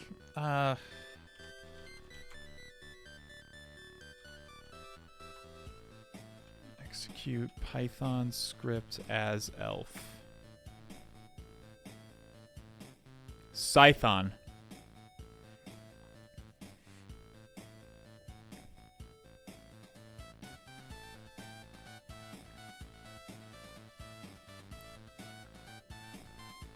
Is there any references to Scython in here? Let's ignore case. Scython. Yeah, so it is Scython. So how can we decompile a Scython?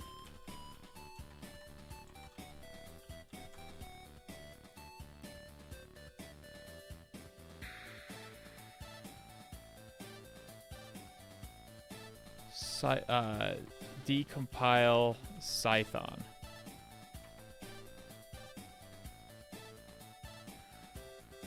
Is it possible to decompile Scython? Best you could do is disassemble, so we'd have to run it in Ghidra.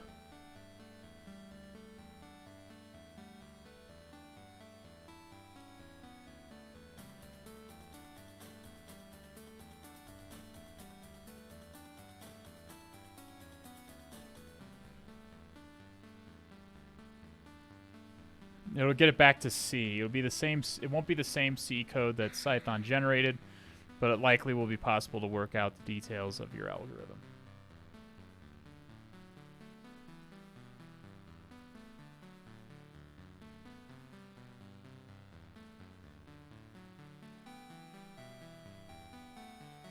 Gotta go for now. Hey, thanks for being here, Biting Bits. I appreciate it.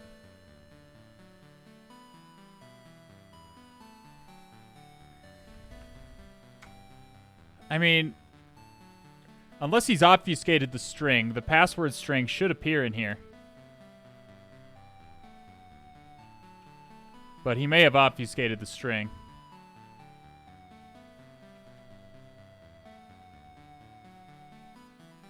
I wouldn't expect that of a crypto bro, but...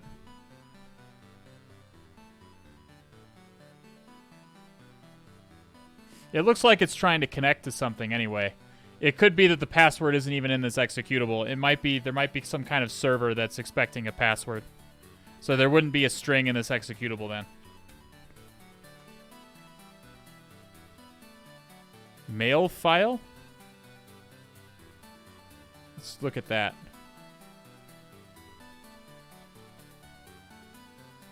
Nothing there.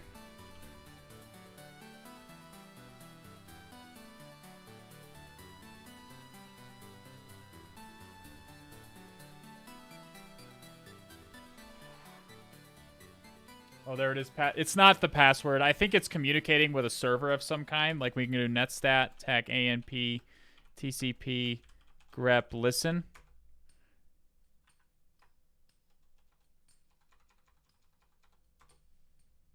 It's grep listen has to be uppercased.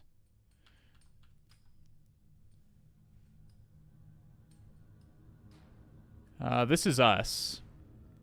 This is the web server. It must be at 1234.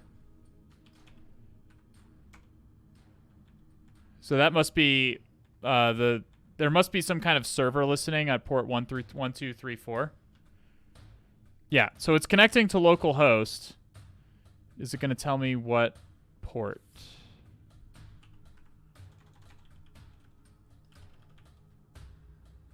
It does not. That's something else. Or maybe that's telling there's an integer in the file called 1234. So that's probably is what it is. So this is the server.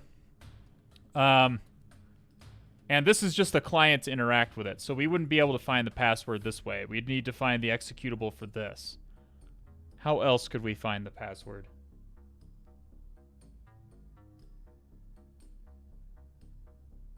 I think I just saw it. Did you see a password? I could have missed it. There's nothing in it that stuck out to me as a password.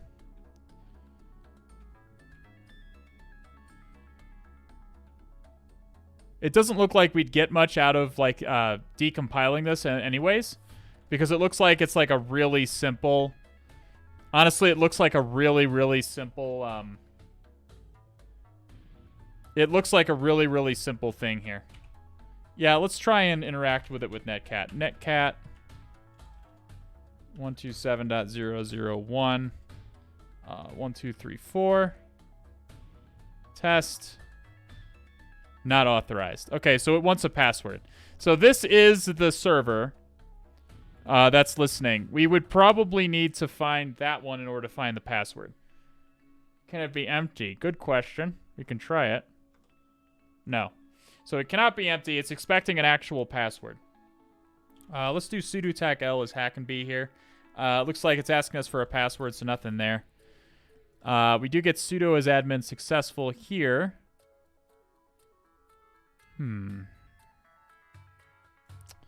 Let's check out the rest of the home directory. There's Kral4. Cannot go into his folder, unfortunately.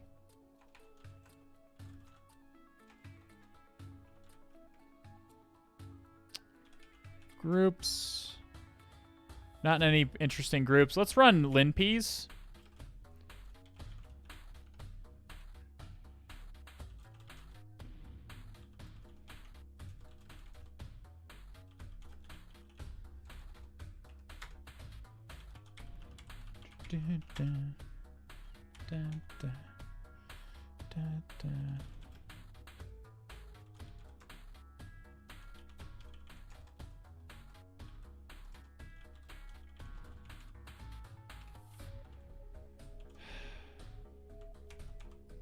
Oh, hi, honey. Star just brushed against my legs. Hi, sweetie. 10.2.54.81. Come here, sweetie.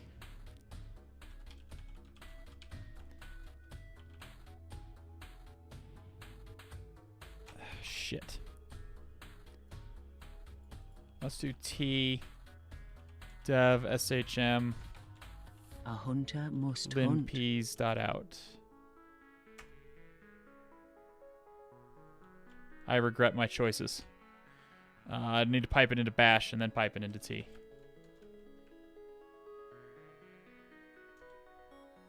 There he goes. Hey, honey. Come here.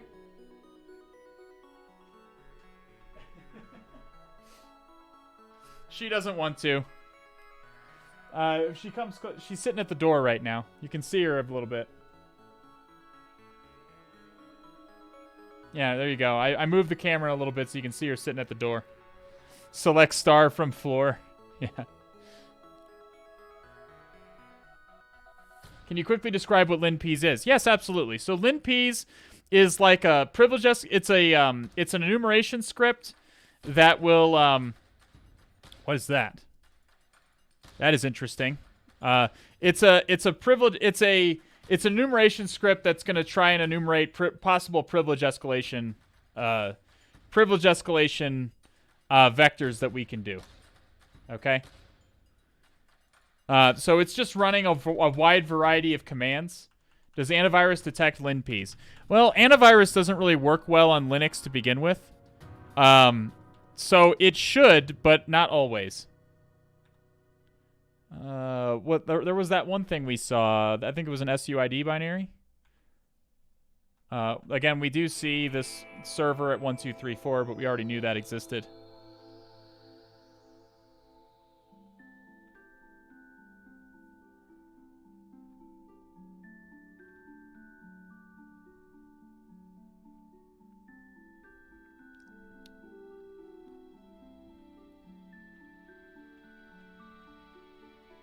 So all it's doing is running a wide variety of commands that are useful for finding possible privilege escalation vectors on this machine. That's what linps does anyway. Hopefully that's clear.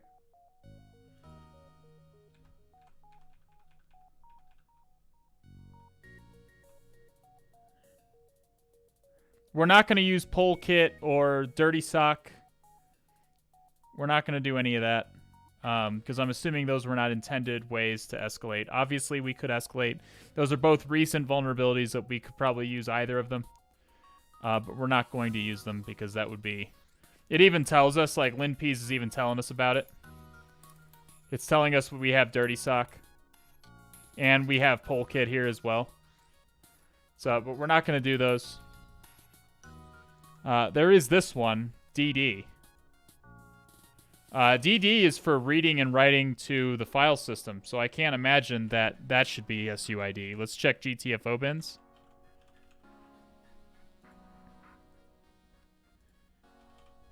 Yeah, here you go. SUID. If the binary has the SUID bit set, it does not drop the elevated privileges and would be abused to access the file system. Escalate or maintain privilege access as an SUID backdoor.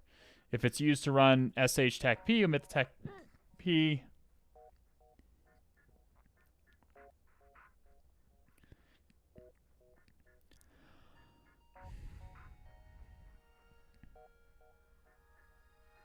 So we can write to a file.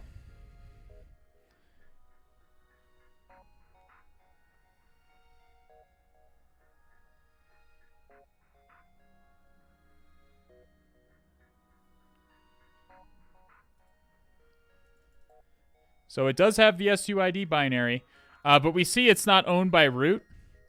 We see it's actually owned by web. So we actually cannot escalate to root with this. Yeah, we could write to root SSH, but it's not owned by root.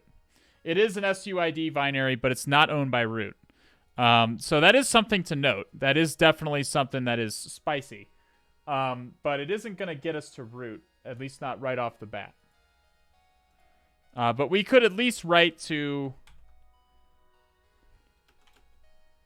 We could at least try and write to Kral... Can we write to Kral4's SSH key, SSH directory by any chance? We can try to figure out if we can get to the Kral4 user.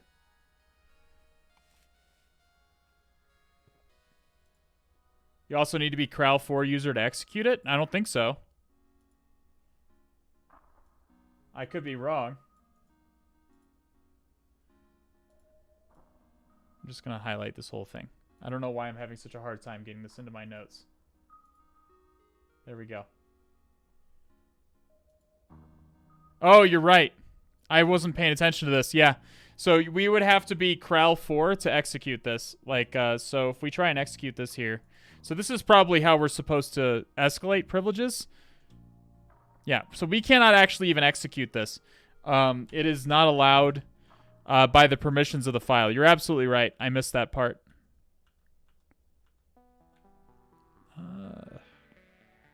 The rest of this looks normal.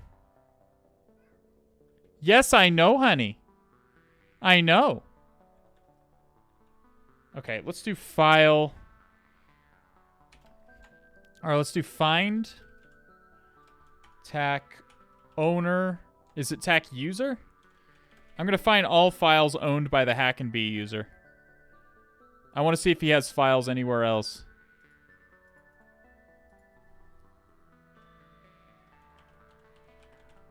Yes, I know, honey. You're a kitty. Okay, so we get all that crap in home HackMe's.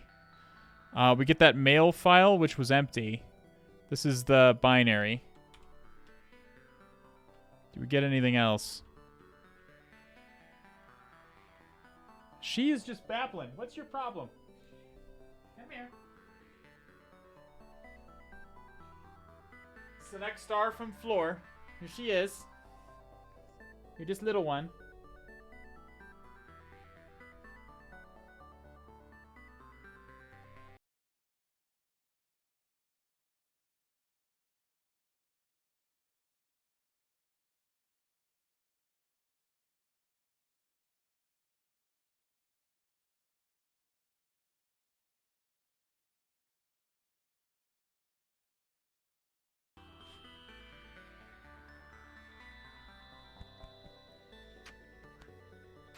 She wants down. Okay, I'll let you down. Okay, there you go. She just dissociates while I do that. John Doe Norris with the 12 months. Thank you so much, my friend. Welcome back to the All Has Red team. All right, what else do we have here? Is there any other files? We got lots of procs, lots of processes. In Linux, basically everything is treated as a file. So that's why you get all of the, even the process information is treated as files. Dev shm linpeas.out.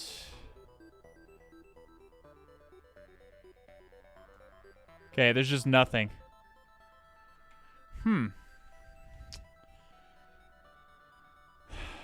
Well, maybe there was something in the first part of linpeas.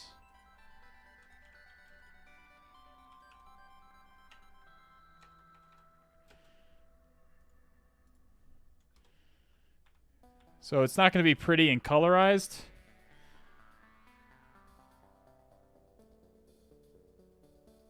Oh, this is just, damn it.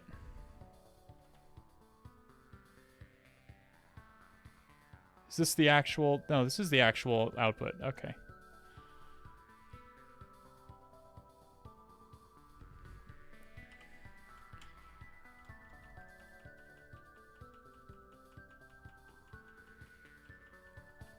It really is just nothing, huh?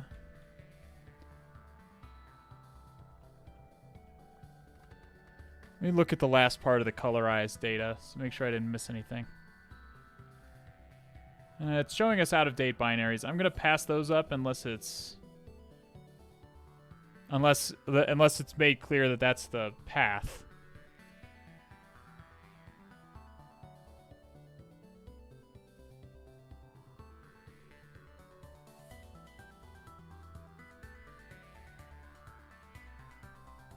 var mail Hackenby. Oh, maybe we can look at the rest of his email. That's good. Yeah, it's good to look at. Let's make sure to take a look at that, if we can. We cannot read this guy's. We can read... Let's read this as well.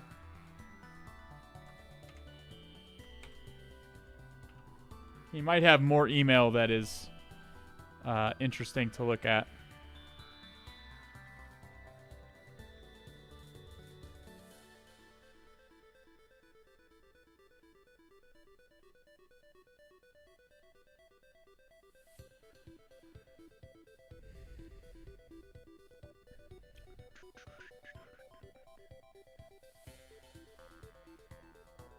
Usually not anything to look at there.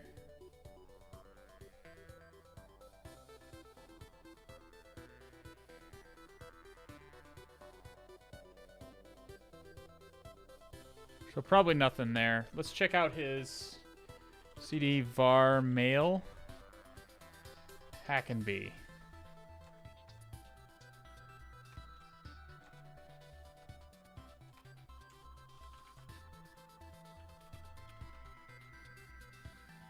So just nothing there, unfortunate. But Kral 4 notably does have some. So we'll put that down. But we can't read it. Bar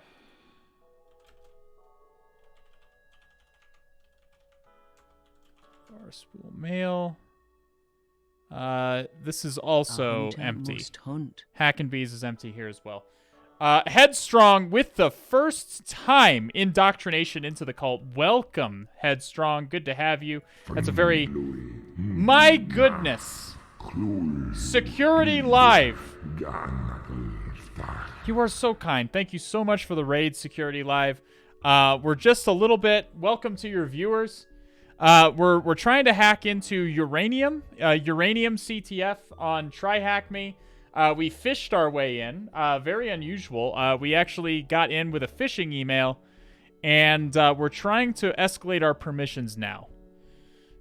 So that is what is going on. You're all caught up. I think we can see how we get from... I think what we have to do is we have to get to the... We need to get to the Kral 4 user. We need to get to him, and then we use DD to escalate to the web user. And then somehow we get from web to root. So we need to get the password for the chat app. So we looked at the chat app, but there is no password in it that I can tell. So the password is on the server. The question is, where would the password be stored? We're here to hack your stream? Oh, God. The chat is going to hack my stream. Where do you recommend getting the sec? Do you recommend getting the sec plus? I'm active duty in the USMC, and they want me to get it in order to laterally move to cyber warfare. It would definitely help in the U.S. government permissions, yes. And you in the U.S. government specifically, the U.S. government loves Security Plus, it loves CEH, and it loves OSCP.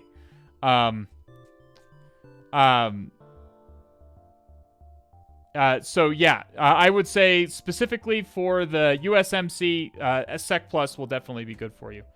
VAR log, I guess we can check VAR log. I guess there could be logs there.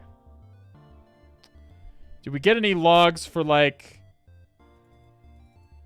That sticks out. Hackenby network log.pcap. We can read it. That... Okay, well, whoever said var log is spot the fuck on, because...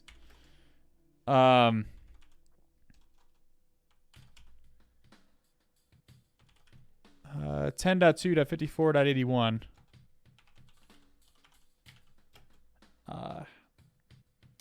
8444. Let's do TAC W3. Hackenby network log.pcap. Head back over here. We can...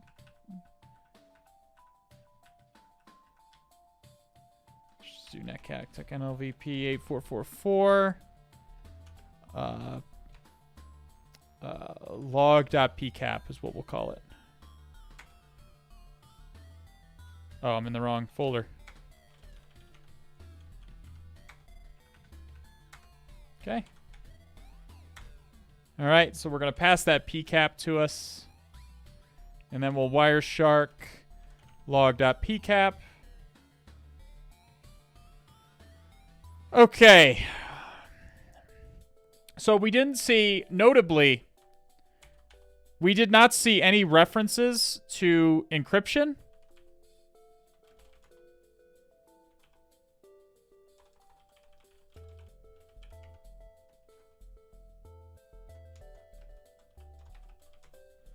So this is a Python executable. It's basically a Python script that's been converted into C and then compiled, which you can do because Python is C under the hood. Python itself is built in C. So you can see things like password, which is what it asks us for when we run it. It does doing encode and decode. But that could just be to just transfer between Unicode and ASCII encoding. Unicode and UTF-8 encoding, which is normal with Python 3. We also see... I hope this is Python 3, because if not, they're using the insecure input. I don't see any references to encryption anywhere in here. There's no references to encryption, so I would expect that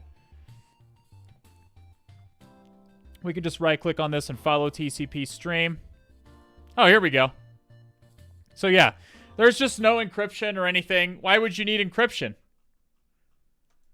And there's just this... Okay, well, I'm glad whoever said that in chat said that, because I probably wouldn't have checked var log for a while yet. So whoever called that out was good. This looks like it has to be the password. Hi, Kral4. Hi, bro. I forgot my password. Do you know my password? Yes, wait a sec. I'll send it to you. Oh, yes, I remember. No need anymore. Thank you. Okay, bro, take care. Great. Okay, well, let's just overlook the fact that they know each other's passwords, but can't remember their own passwords, apparently. But the important thing is that we can now, I think...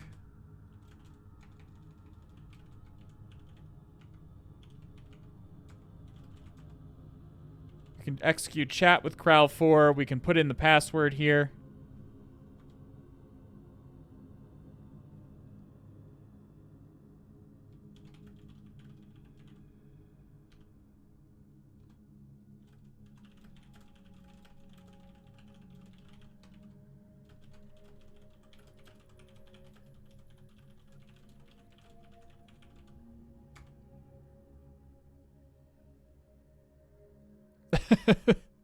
Okay, well, apparently I'm not very good at talking with this machine.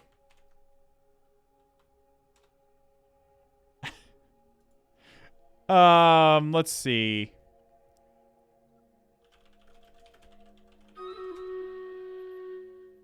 Okay, what does it want me to say? This is some kind of bot I'm talking to here, and I'm not really sure what it wants me to say. Let's do Stream Raiders. They care about the other more than themselves. Wholesome as fuck. I guess you could call it that, yeah.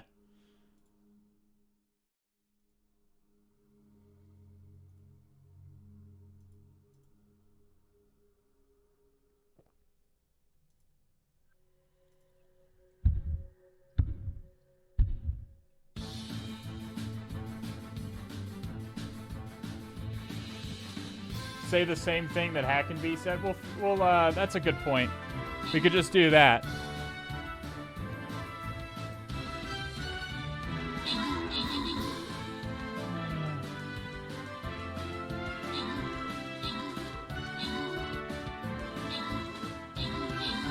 All right, we'll try to just say all the same things that HackMe's said. I guess that makes sense. Yeah, we can say the same things from the log. Chad and Tenek DK with the most kills and most assists. Nice work. Popping off. Let's go here.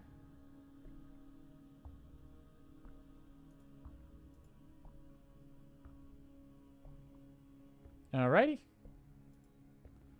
Back to it.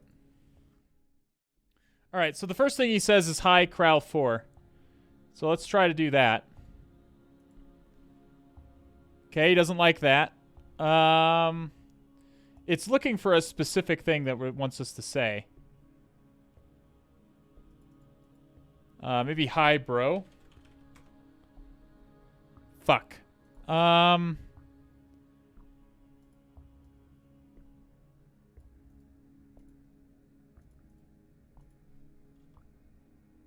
Okay, what does it want me to say?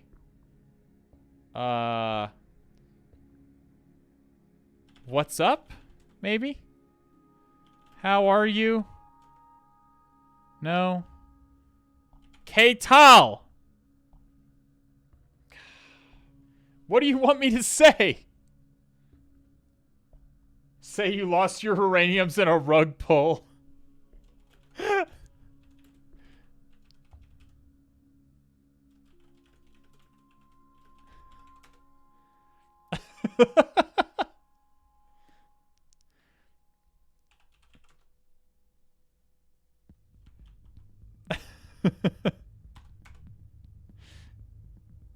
Damn, I thought the rug pull thing would get it.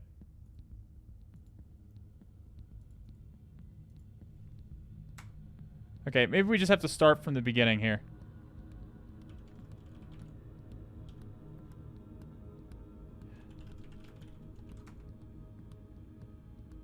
God damn it, what does it want? Like, it wants me to say, like, a really specific thing. Have fun, yeah. We're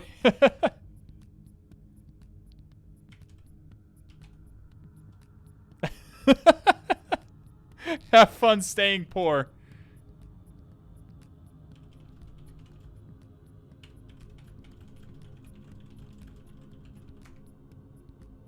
God damn it. I'm trying all the things. Are you hodling my password? I'm trying all the crypto bro shit. Did I try just saying hi? Oh! Oh! We got something! Okay. Hi. How are you? Are you hodling my password?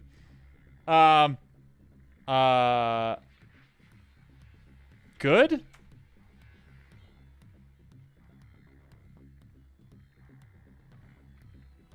Yes, yes, I forgot my password, yes. Are you hodling it?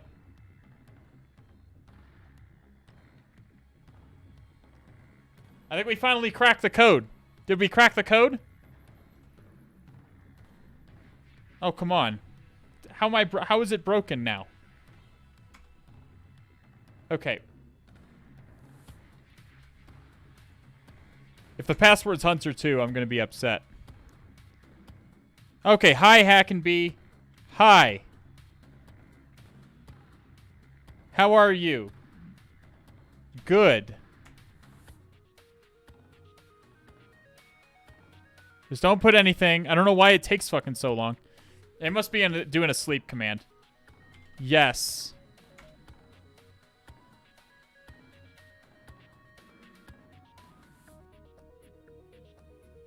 Oh, yeah, here we go. Okay, good. All right, we got it. We figured it out. We cracked the code. Okay, we cracked the code. We did it. Good work, team. Nice conversation, bro. I know. I tried all the crypto things, okay? I tried all of the crypto lingo, and it didn't work. This is a cool box. It definitely is a good Funday Sunday box. We're having a good time with it. I'm having a good time with it. The required password for the chat app.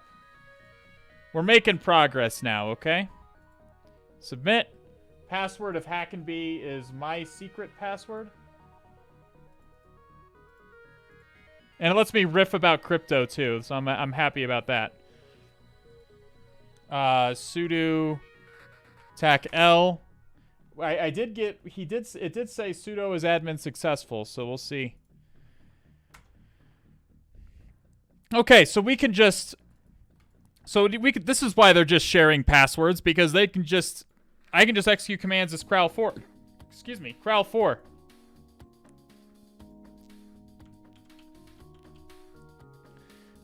Do we have nmap? Was SSH is open. Good. Okay, SSH is open. So we can just sudo tac u cral4 bin bash. Okay, so we're cral4 now. Congratulations, we did it. Good work, team. Okay, cat user2.text.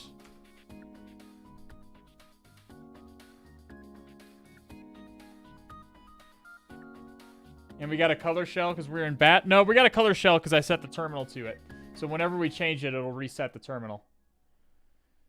So we started up a bin bash, and so it took the 256 color out of the environment variable that I put it into it earlier.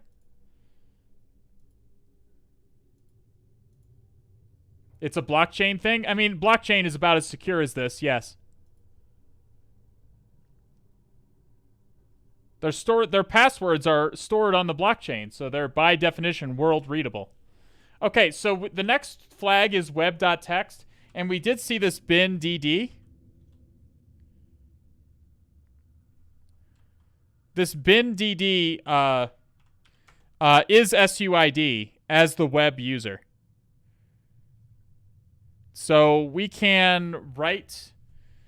So what we can do is we can write to the web server. lstech.la var www html. Okay, so we're gonna slap a. Is this just Apache? What is this? I'm gonna hope PHP is running. Let's just try slapping a PHP shell in there. Let's do vim cthulhu.php.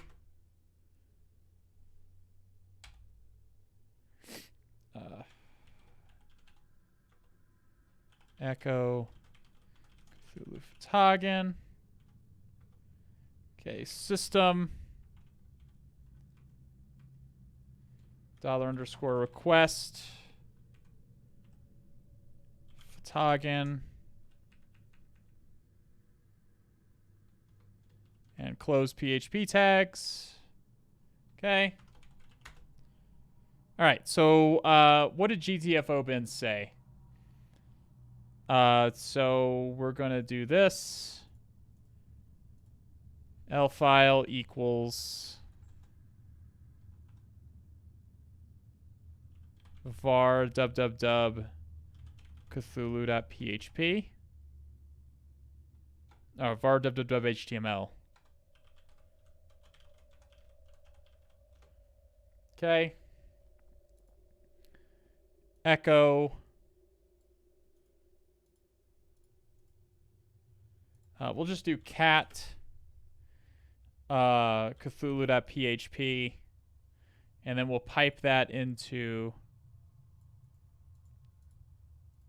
here.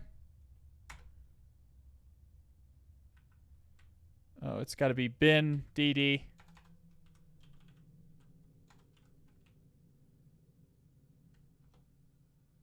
There we go. So let's see if we can now browse to it.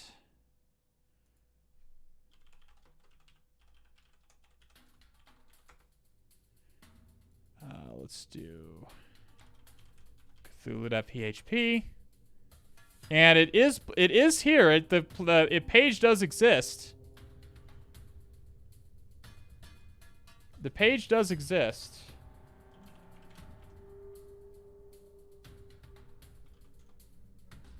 I don't know if it's actually executing commands, though, because it's not giving us any output. PHP is probably just not executing. You get this kind of output when PHP is not actually executing.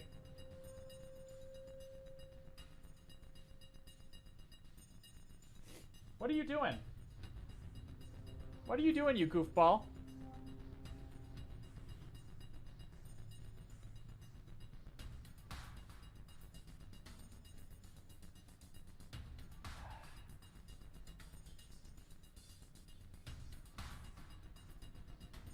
So, can we check the source, see if it's text or actual code?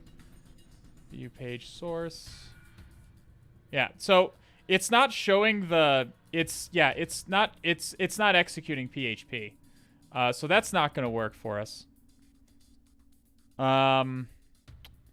We could change the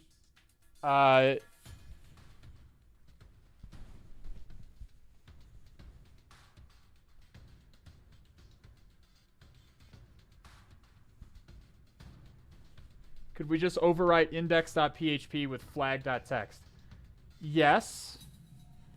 Yes, we definitely could do that. We definitely could do that. But do we need to get access? Oh, the mail. I forgot that there was mail in varmail cral. I was just so focused on... Is there anything in here? Cat cral 4. I give SUID to the nano file in your home folder to fix the attack. What? Okay. All right. So was there a nano file in the home folder and I just didn't see it?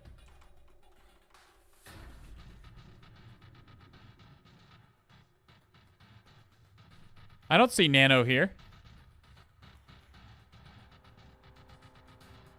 And none of these binaries have the... Or is it being sent to...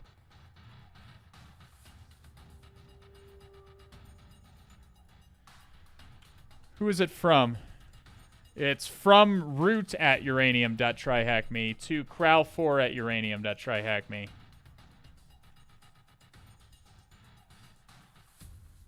I don't see SUID. I don't see a nano binary here.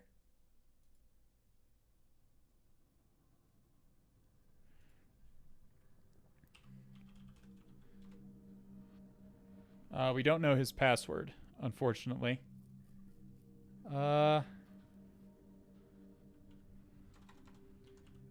Maybe we can chat with HackMe's. Oh, this is just the server. This is the server for the check.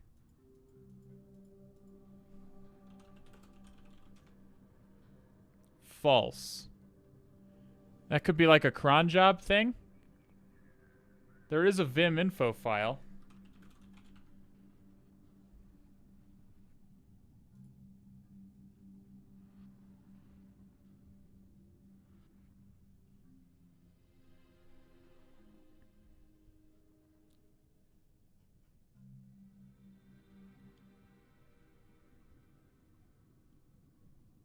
This is just my Vim info. Well, let's do the thing. Let's just do. Let's do that thing where we got the web flag. Let's just get the web flag first.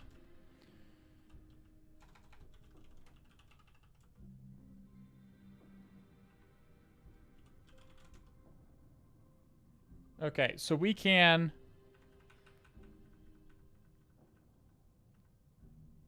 I can't read the web flag though.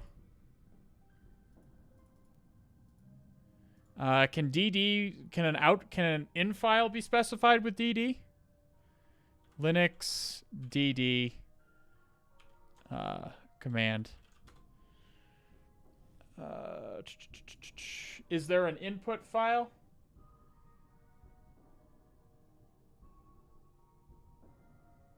DD with okay, so we can do like /bin/dd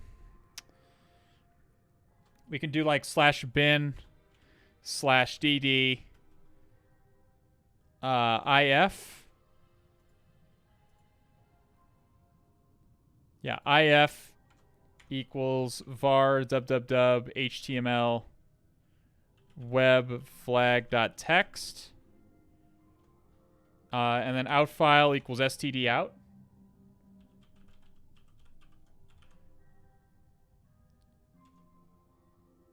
Failed to open dev std out. Permission denied. We can do. So we can't do dev std out. We can do.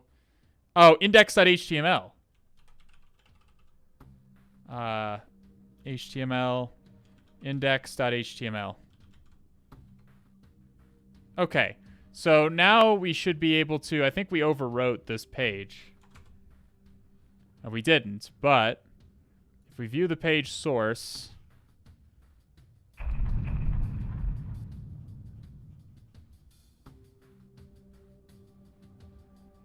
I don't see the flag.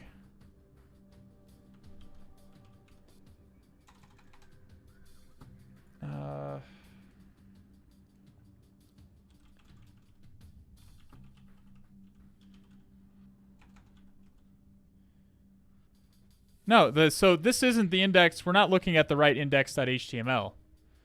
Maybe there's virtual host routing happening.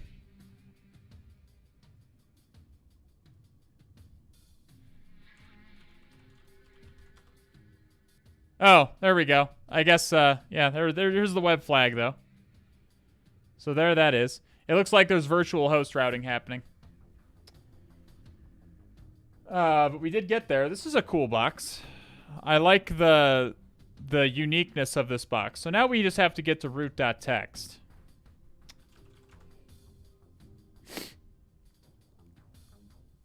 But the email says there's supposed to be a nano binary in here. But there isn't. If you do exactly what's on GTF opens with DT and you specify the web flag, you'll be able to read it. That's what we did. Or you mean like here?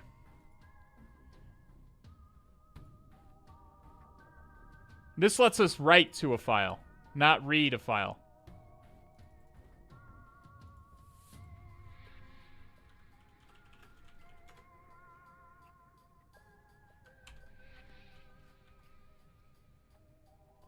We see the regular user share nano.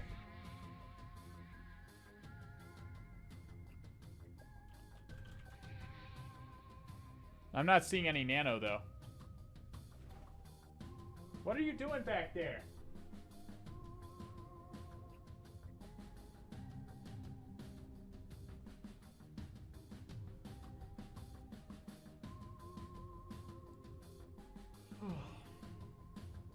Take a look for a juiced up. It said it was in the home directory, but it doesn't seem to be here.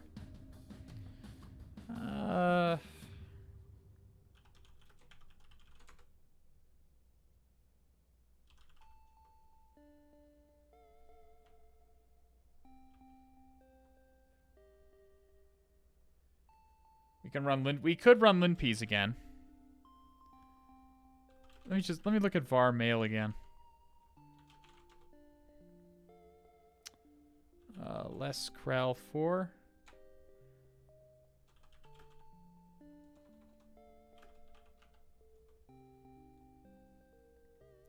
I give SUID to the nano file in your home folder to fix the attack on index.html. Okay. And there's no nano file in here. Cat.check just says false.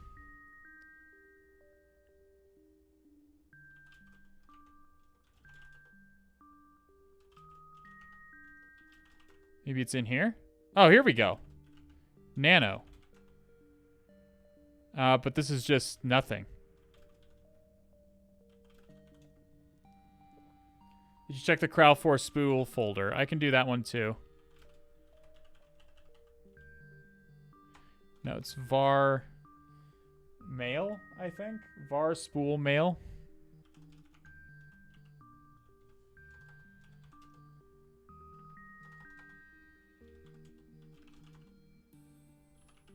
I think it's the same thing. Yeah. It's the same thing.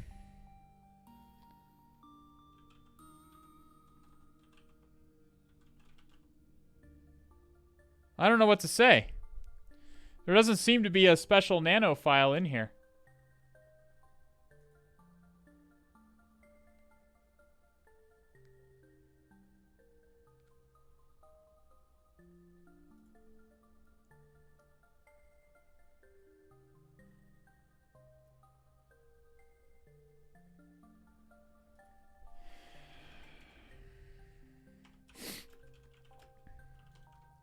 I just don't understand why it would tell me it's in my home folder and it's just not there. I mean, I don't think this is a binary.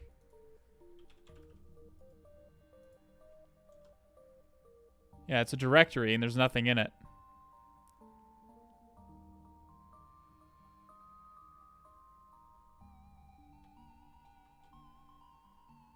Does it want you to create one? We can't create one because... I mean, we could copy nano in here, but it wouldn't have SUID. The key is that it has SUID.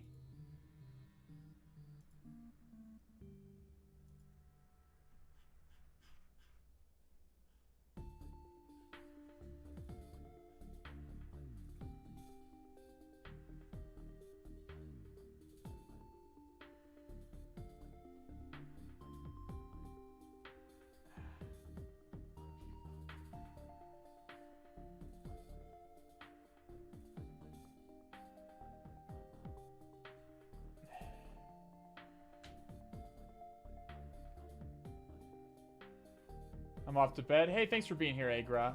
Maybe a root cron. I mean, that's what it seems to be indicating, but if that's what it's doing, it doesn't work. It did mention cron services, like in the on the page. Cron jobs and services. So my guess is that you modify index.html.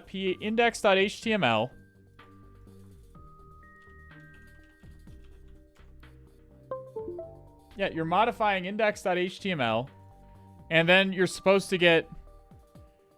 Then that nano thing should happen, but it doesn't seem like it has. Like, am I wrong about that? The Borak and Zepharos, thank you for the follows. Cthulhu Fountain to you, my friends.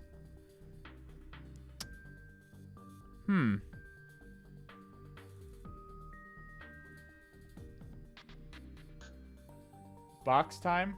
Oh, let's check the box time. Yeah, good call.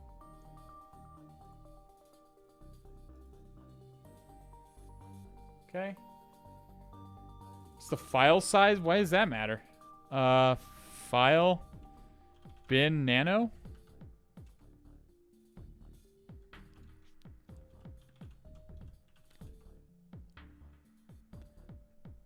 I don't know. Normal fucking size? I don't know.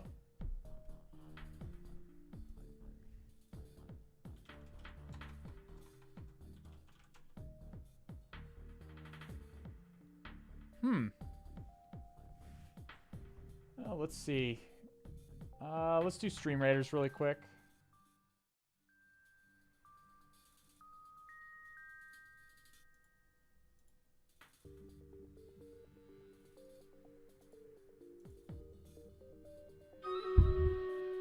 Yeah, I'm not sure what's wrong, guys. I don't know if I'm thinking about it wrong. Maybe I'm just supposed to run linpeas again, but that email seems to be suggesting that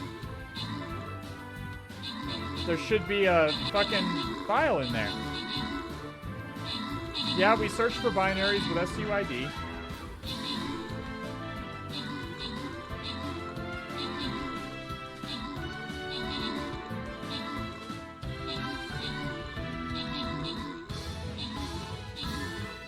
I just searched for SUID binaries again. There's no nano. Nano is not there.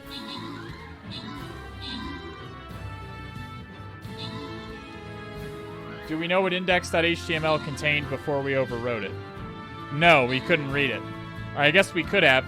I guess we could just reset the box and try and take another look.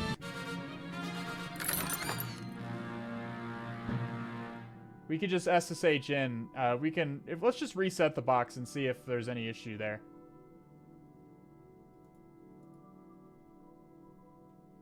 Let's just terminate it.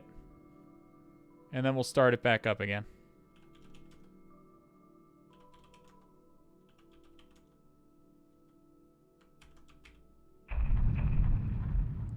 Let's kill Wireshark. We no longer need that.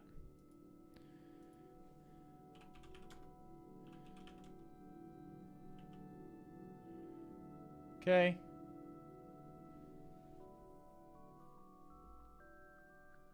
Kitten, thank you for the follow. Cthulhu fought into you, my friend. Okay, so we're waiting for it to start back up again. We have the password for the HackMe's user. So we can just SSH back in and get right back where we were.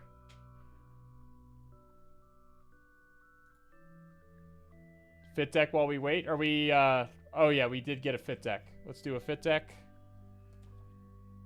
We'll do lunges.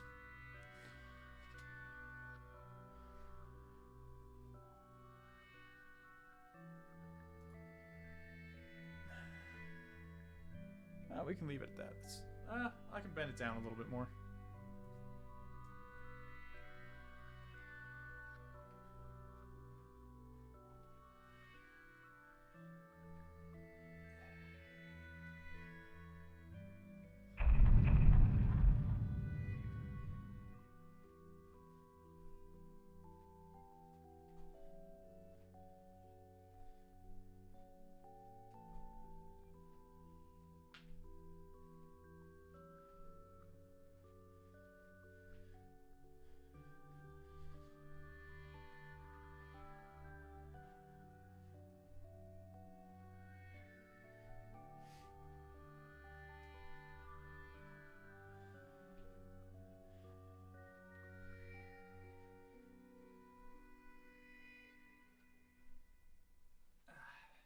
Go.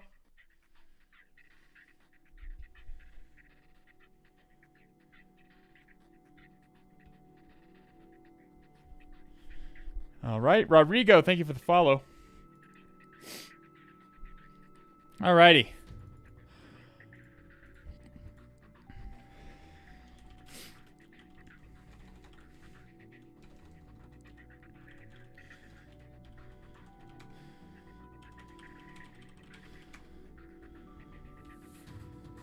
Right, so we'll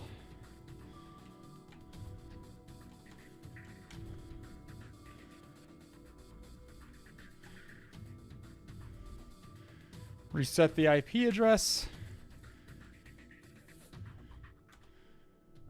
Okay, so this is what index.html is.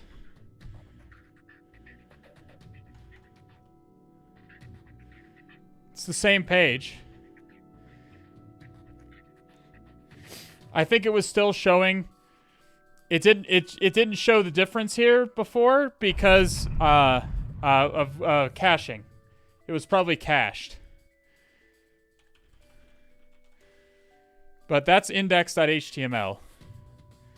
So let's SSH HackMe's. HackMe's. HackMe's. At that. Put in his password.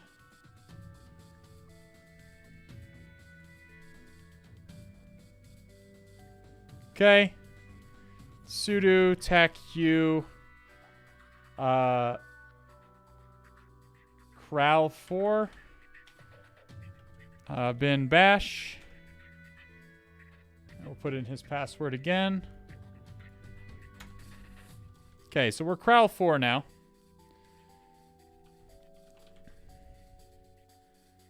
Okay, we do have a sudo as admin successful that wasn't here before. Let's try overriding index lstechla var mail. Yeah, the email looks like it's already there again. Let's just L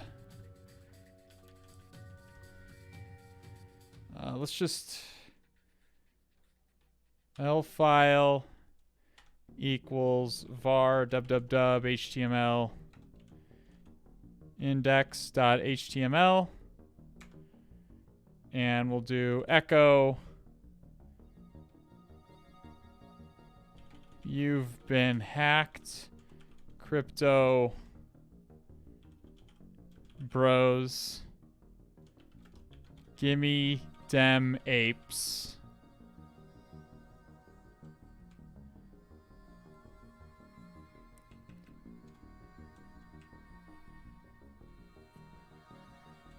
We'll pipe that into bin dd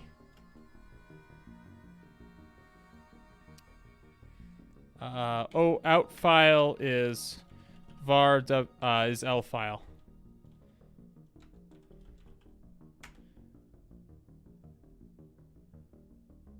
Did I mess up my quotes in any way? What did I do?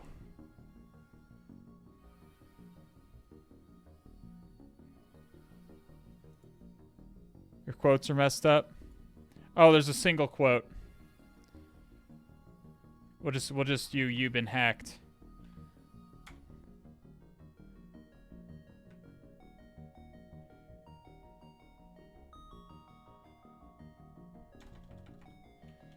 var www html index.html. Okay. So if we go there now, so now we see we see index.html has been overwritten. If we come here, this is probably cached. If we go to settings, security, clear data, clear. There we go. So the page was cached. So we've done that. We still don't have nano.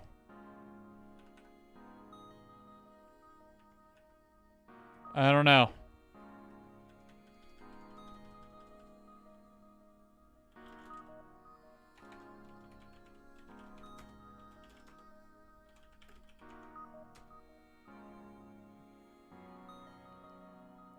I mean, it says nano file in your home folder. It's talking to cral4.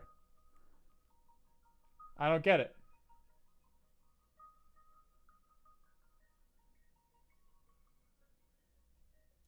Maybe we need to... I mean, I guess we can copy nano in there.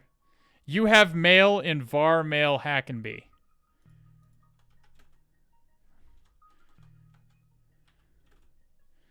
Please stop.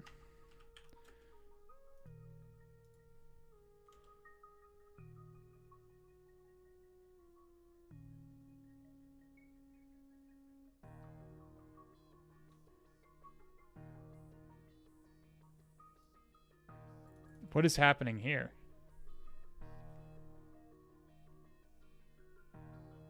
This is some kind of cron job that's...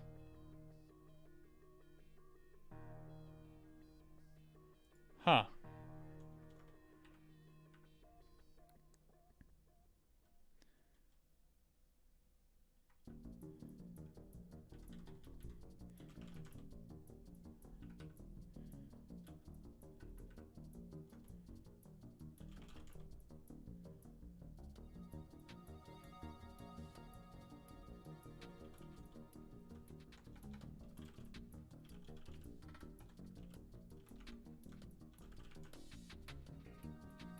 Still no nano file.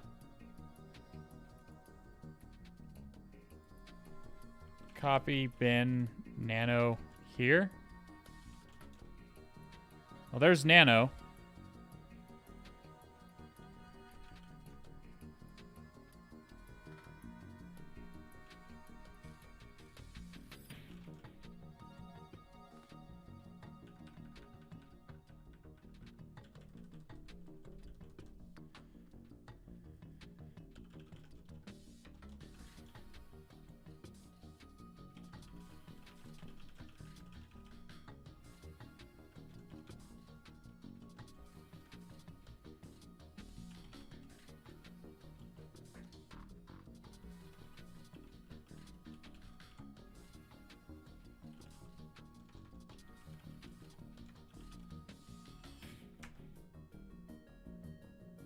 Okay, now it says we have new mail here.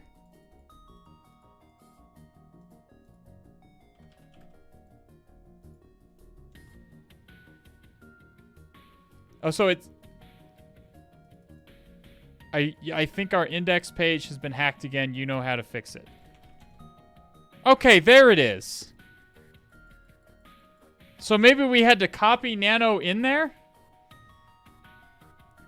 I think we had to copy nano in there.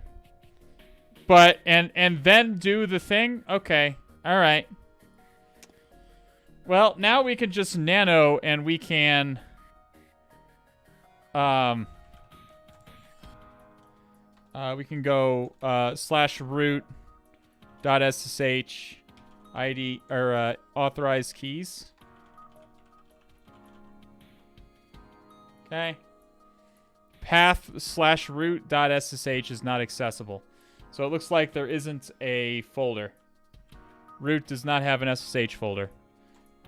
Can we just open up root root.txt? Okay, well, we can get root.txt. That is possible. Etsy sudoers is another good one, or Etsy passwd. Let's do Etsy past. Etsy sudoers is probably easier.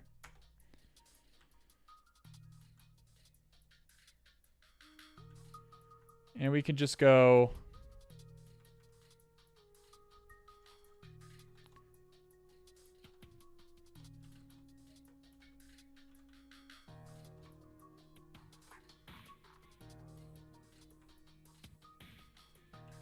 Okay. Exit. Sudo tac l. Sudo su.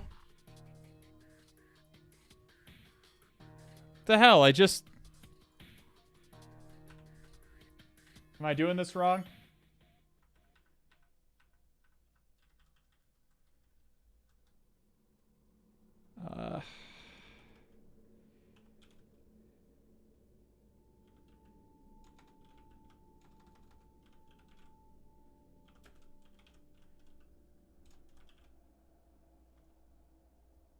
Oh, I have to execute bin bash as root. Tac u root bin bash, and there we go. I forgot that I still had it execute bin bash. Oh, and there is a .ssh.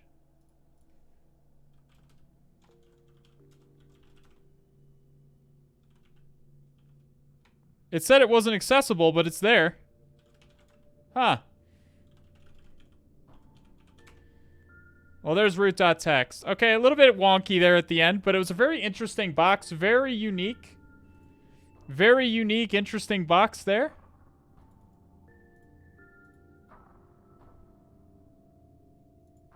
Very unique there. I really liked it.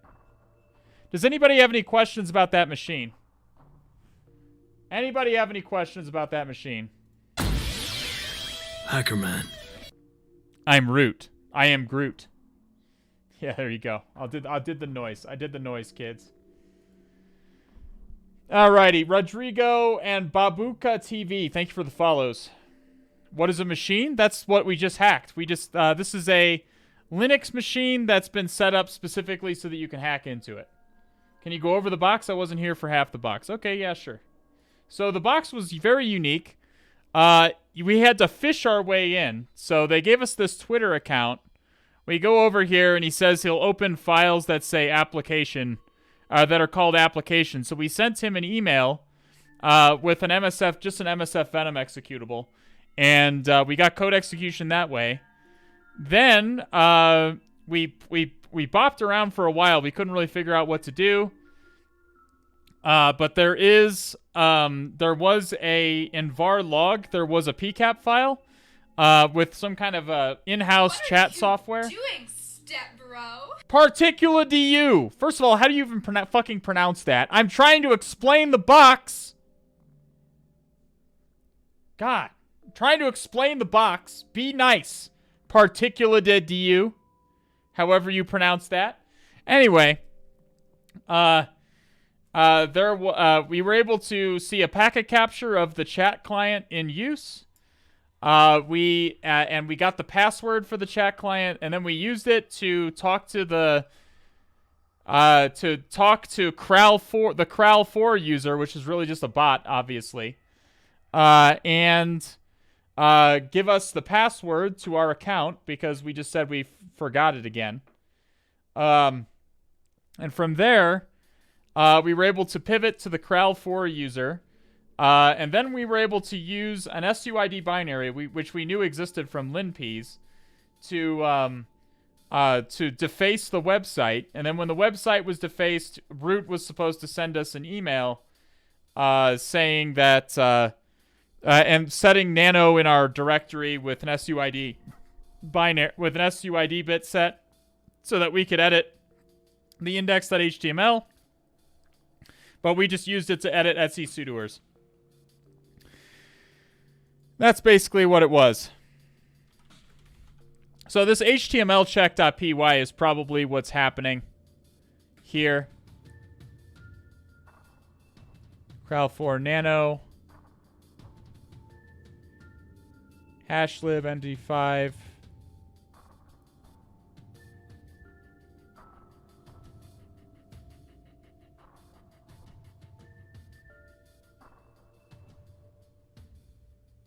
Okay, so it's checking to see if index.html has been modified. And if it has, it's then checking to see if nano... So you did have to copy nano into that directory, which is a little bit silly to me. It's a little bit silly to me, but...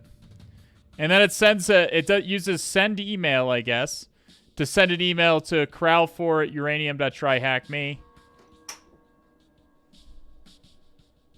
You goofball. What are you doing back there?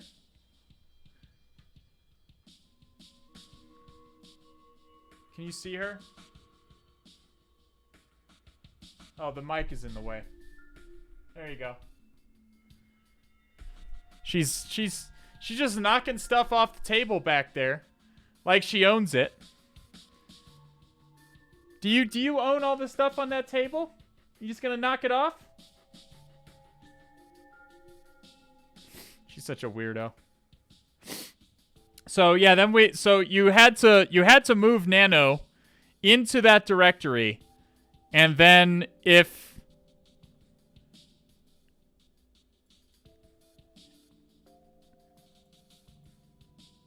it tried to do something cute, if you did like a different executable other than nano, it would do some stuff here,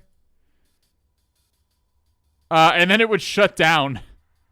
And so if you actually, if you named something, if you put a different executable in there and called it nano, and it was not nano, it would first of all it would use the wall command to send it would basically show in everybody's terminal and then it would sleep for 5 seconds and then the box would shut down, which is pretty funny. Instead, what it actually does is it sleeps for 5 seconds, then sends an email to Kral4, and then it sets the SUID bit. It changes Nano to be owned by root and sets the SUID bit on it. Cool. We figured it out. So does everybody understand how that box went, basically? Pretty interesting box. Very unique. Go put something that's not Nano in there? Sure, let's do that just for funsies. So let's do... just for funsies. Sudo tac u kral4 bin bash. Okay. So... interestingly, Nano is not here anymore. It must have been removed. Again. So we can do like a vim Nano here. And we can do like bin bash. And we can use our hack tools thing here. I don't know why it went from dark theme to light theme. I definitely did not tell it to do that. 10.2.54.81.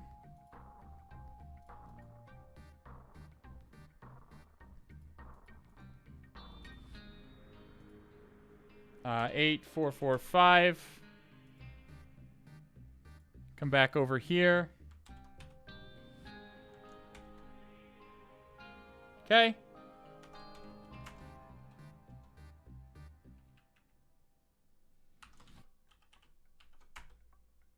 Cannot... what?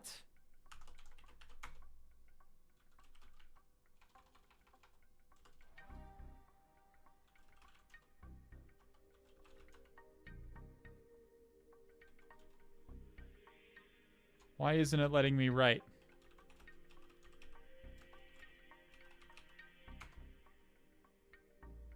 I can't write to my own home folder? What's happening here? Oh, I'm in Hack and Beast folder. You're right. Thank you. Kral4. Vim Nano. Oh, that's already, because Nano's already there.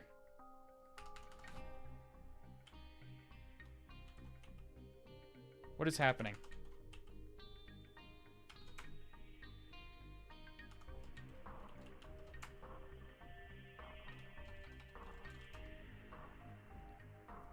Sudo. Let's just remove that Nano first. Exit.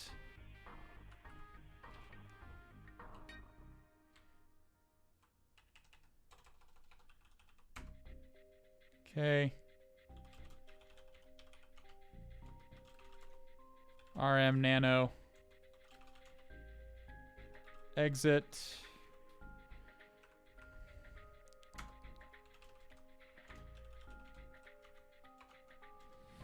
Okay, so we are in here now. So Vim Nano.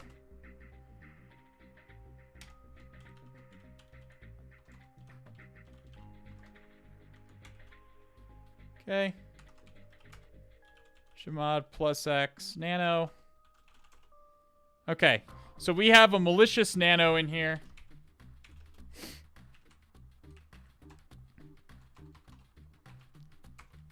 We'll listen just in case. And we can...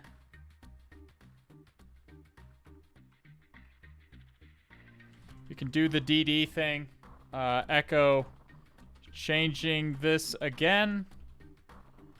Pipe it into /bin/dd.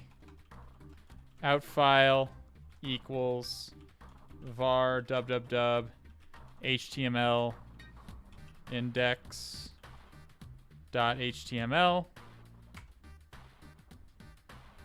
This is not Keanu sending the cops by. So then now it should just shut down, and there it goes. So that's what happened. So the box now has shut down.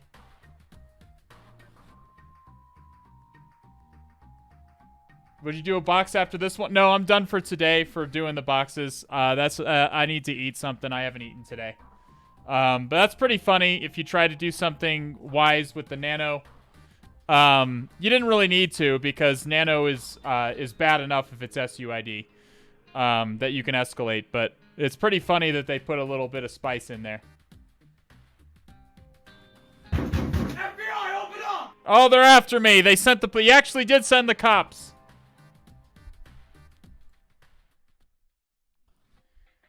All right, any last questions about that machine? Pretty cool machine right there. Pretty nifty machine. Good Funday Sunday machine. What was the other one that was recommended? What was that other machine that was recommended? Other people were recommending a different machine. What was the machine that you were recommending? Napping. I'll write that down, and we'll do it this week, okay?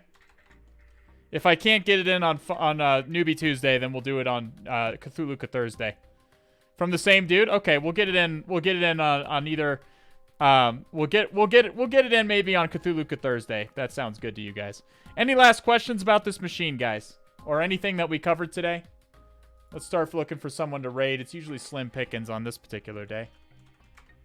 We're back with a vengeance for streaming, though. I'm excited. We're getting back into it. FootCon was fucking great. I'm sad that it's over. What is your favorite crypto streamer? Are there any crypto streamers? How would you stream crypto? It looks like InfoSec guy is doing intro to sandbox detection. That sounds good. Oh, malware development in Rust. Okay, well, we can't all be coding in GigaChad languages. So we'll give him a pass for coding in Rust. So we'll raid InfoSec guy. You bring him the glad tidings of Dread Cthulhu. As always, I'm available on Discord if you have any questions, comments, threats, bribes, or anything of that nature. I didn't know you were into feet. I'm not into feet, but lots of people at FootCon are. We'll be doing a normal streaming schedule this week. We got Newbie Tuesday on Tuesday, Cthulhu Thursday on Thursday, and then next Sunday will, of course, be Funday Sunday again. We may actually do next Sunday, a week from today, we may actually do another If You Laugh, You Lose stream. People really liked that last time. So we may do If You Laugh, You Lose again on Sunday, which involves I have to get through a box that's at least medium rated on Hack the Box or TryHackMe. And every time I laugh, the chat, I have to start over with a new box. So, and you'll be able to send like YouTube videos and stuff. I think I'm going to do that next Sunday. We'll do it a week from today. Yeah. Go to bed tonight knowing a little bit more than you did yesterday. I'll see you guys again when the stars are right. Say hi to InfoSec guy for me. I'll be there too. I want to learn about sandbox evasion. Stay safe. Get vaccinated. Love you all.